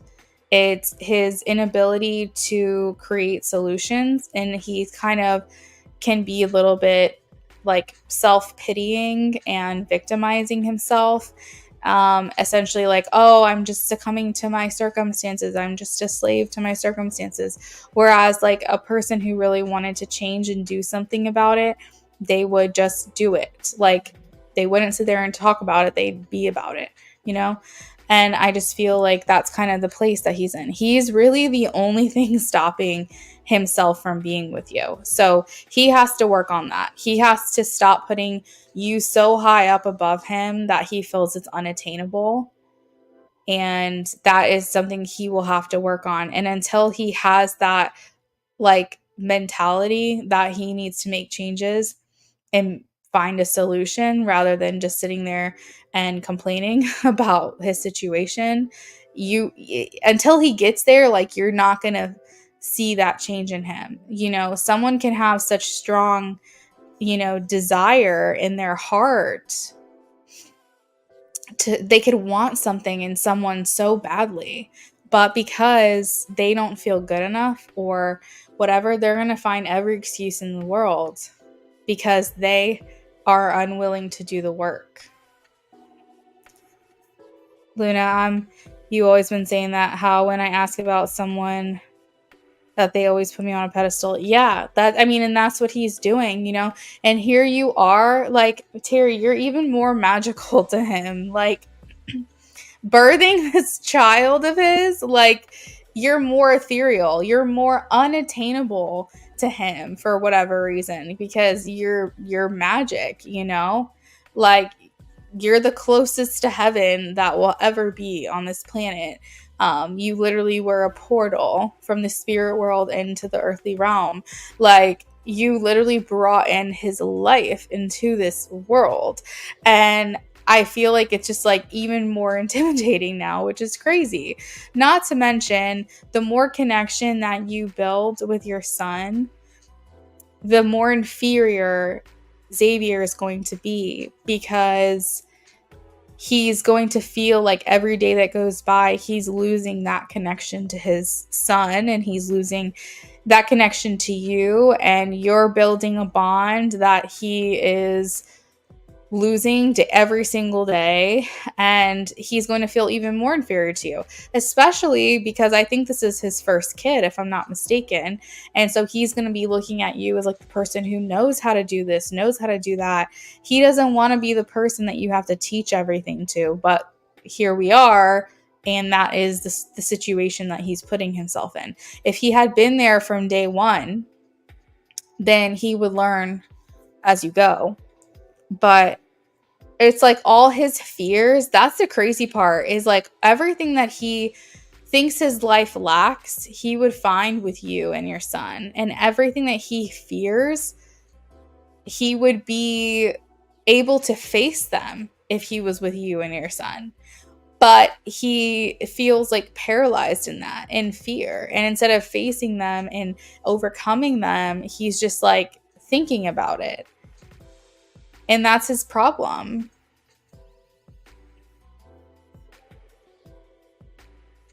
I did, and he's so precious. I bet he's so precious. Oh, little baby. I can't wait to have my baby. I'm like on pins and needles at this point. My husband has till about the end of this year before I'm like, let's do this. But my husband actually did have a dream. He said the other night, I asked our spirit baby to go visit him, and it took like 7 to 10 days. I can't remember exactly, but it took a little bit of time. But I asked our spirit baby to go visit him. He said that he had a dream about our baby. And I was like, and I didn't tell him that I asked our child to visit, their dad. I just asked and was just waiting for my husband to tell me that he had a dream. And he did. And what's crazy about that is it only took about a week for him to have this dream. And from me asking to the time of him having the dream, and he doesn't ever dream about our future kid, like ever. Like, I think this is probably the first time in our whole life together, which is almost 9 years, that he's ever had a dream about our baby. And he said, like, it might be the second one possibly, but probably the first. And he like told me that we got pregnant instantly. He told me some features about the baby and things like that. So I was like, okay, cool. But what I loved about it was the fact that I was like, hey, spirit baby, go like visit your dad. Like, he needs to start having dreams about you. And literally like clockwork, like within the week. And it's so crazy, like how connected we are to our spirit babies. After your ex winning custody over your other 2 kids, now I have baby. I've just been dealing with everything a lot better. Oh, I'm so happy, Terry. I'm like so happy to hear that you're like getting peace. It's making me feel so happy for you. When a baby comes to someone's dream, it's definitely coming to fruition. That makes me so happy to hear, because I think I've told you this story, but back when I first met my husband, we first started dating, I want to say within like the first year of us meeting, I had our spirit baby come to me in a dream, and she told me her name, she told me her nickname, and she was probably about 8 years old maybe. And so it was interesting because I'm thinking 7 or 8 years old. And then I'm thinking it was about a year into our relationship or something like that. So 7, 8 plus 1 year is about 8, 9 years. And we're about to hit our 9-year anniversary. So I'm wondering if like the math is specifically because she was trying to tell me too when I was going to have her. Because if you think about it, if it was almost a year in our relationship and we've been together for 9 years, and she was about 8 years old. 8 plus 1 is 9. So again, it's a little bit rough, but I'm curious why she didn't come to me in a dream as a baby. She came to me as an older kid, but I think it's because she wanted me to know her name.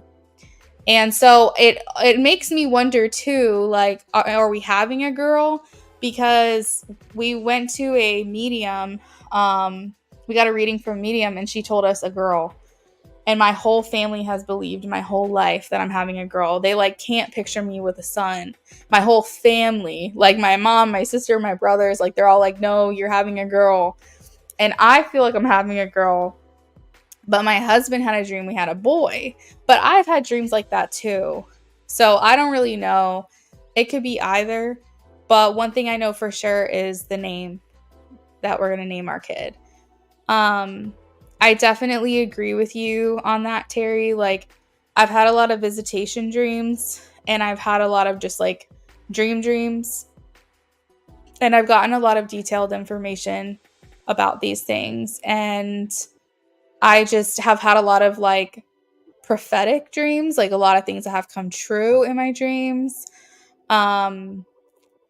So yeah, dreams are really special. That's happened to you before? Your daughter came to you twice, but she was a younger child. So she wasn't a baby. I mean, I've had dreams where I've had babies. I've had dreams where I've had twins.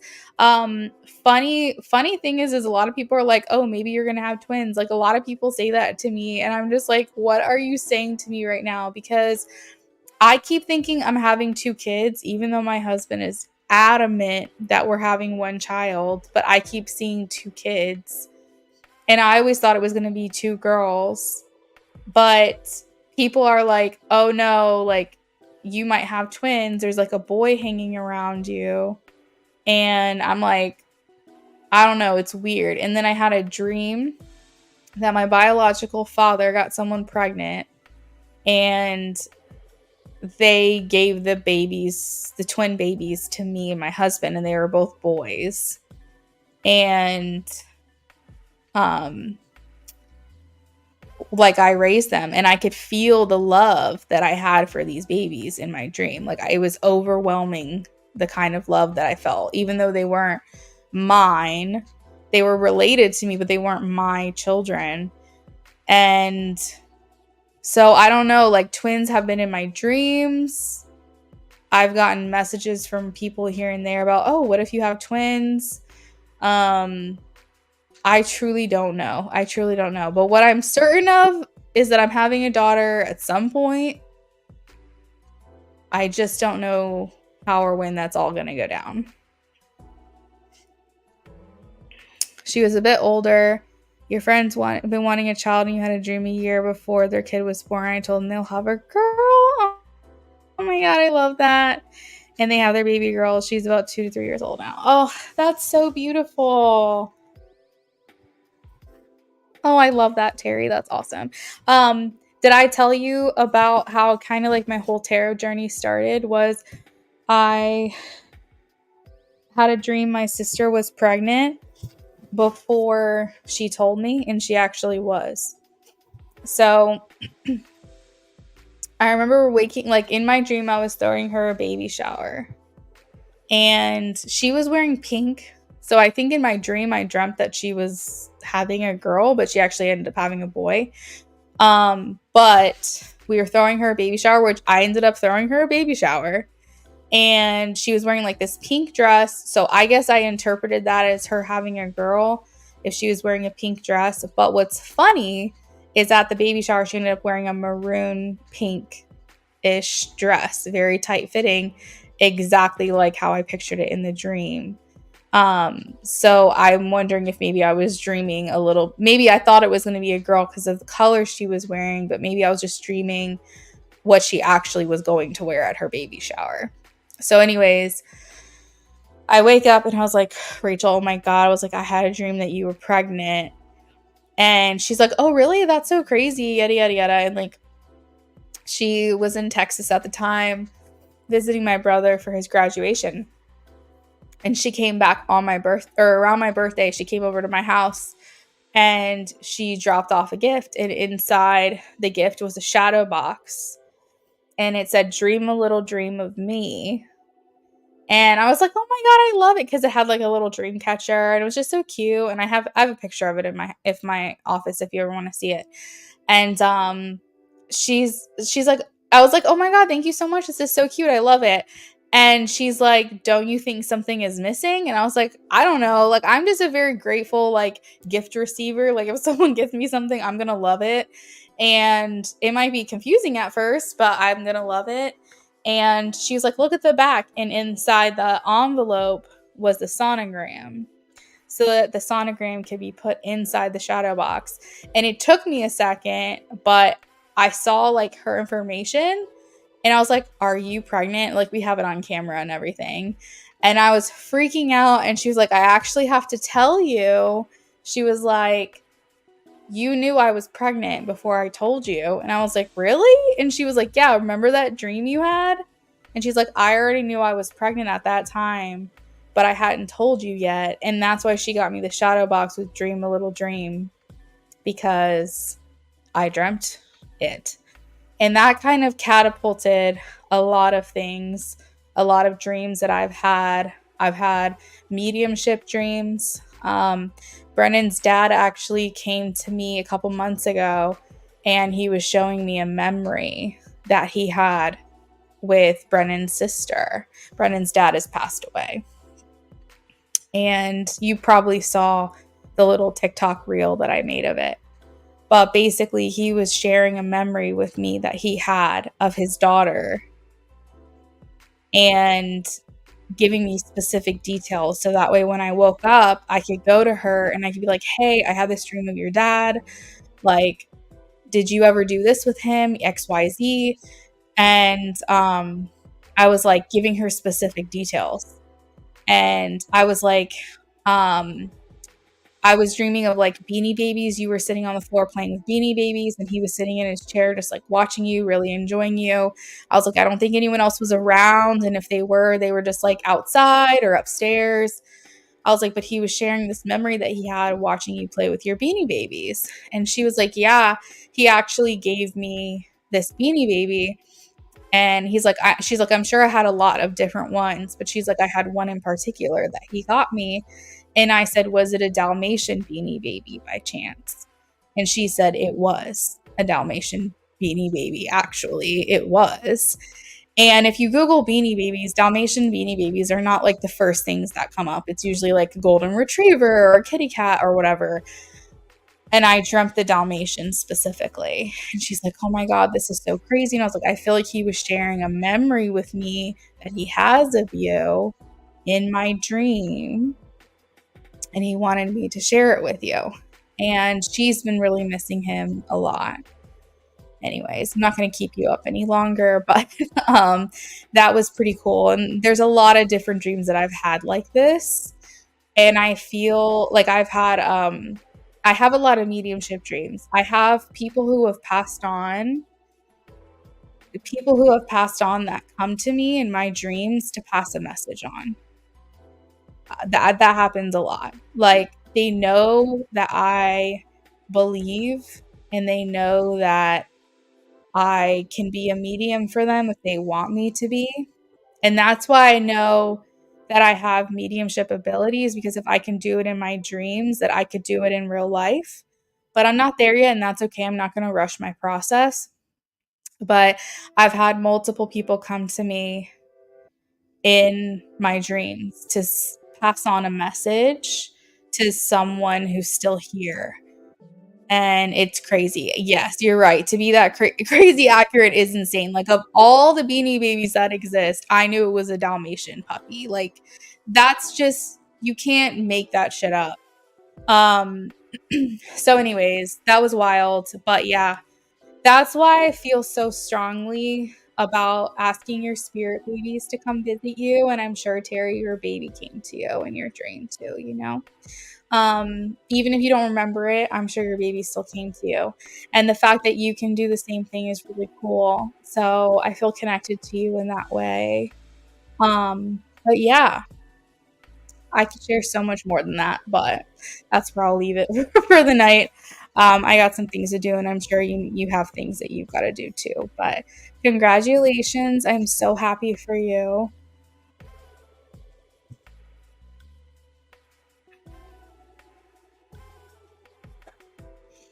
I'm so, so happy. Um, I know that that's like everyone talks about it being a bundle of joy, but like I'm sure that baby is such a bundle of joy for you. So I'm just so happy for you, and congratulations again.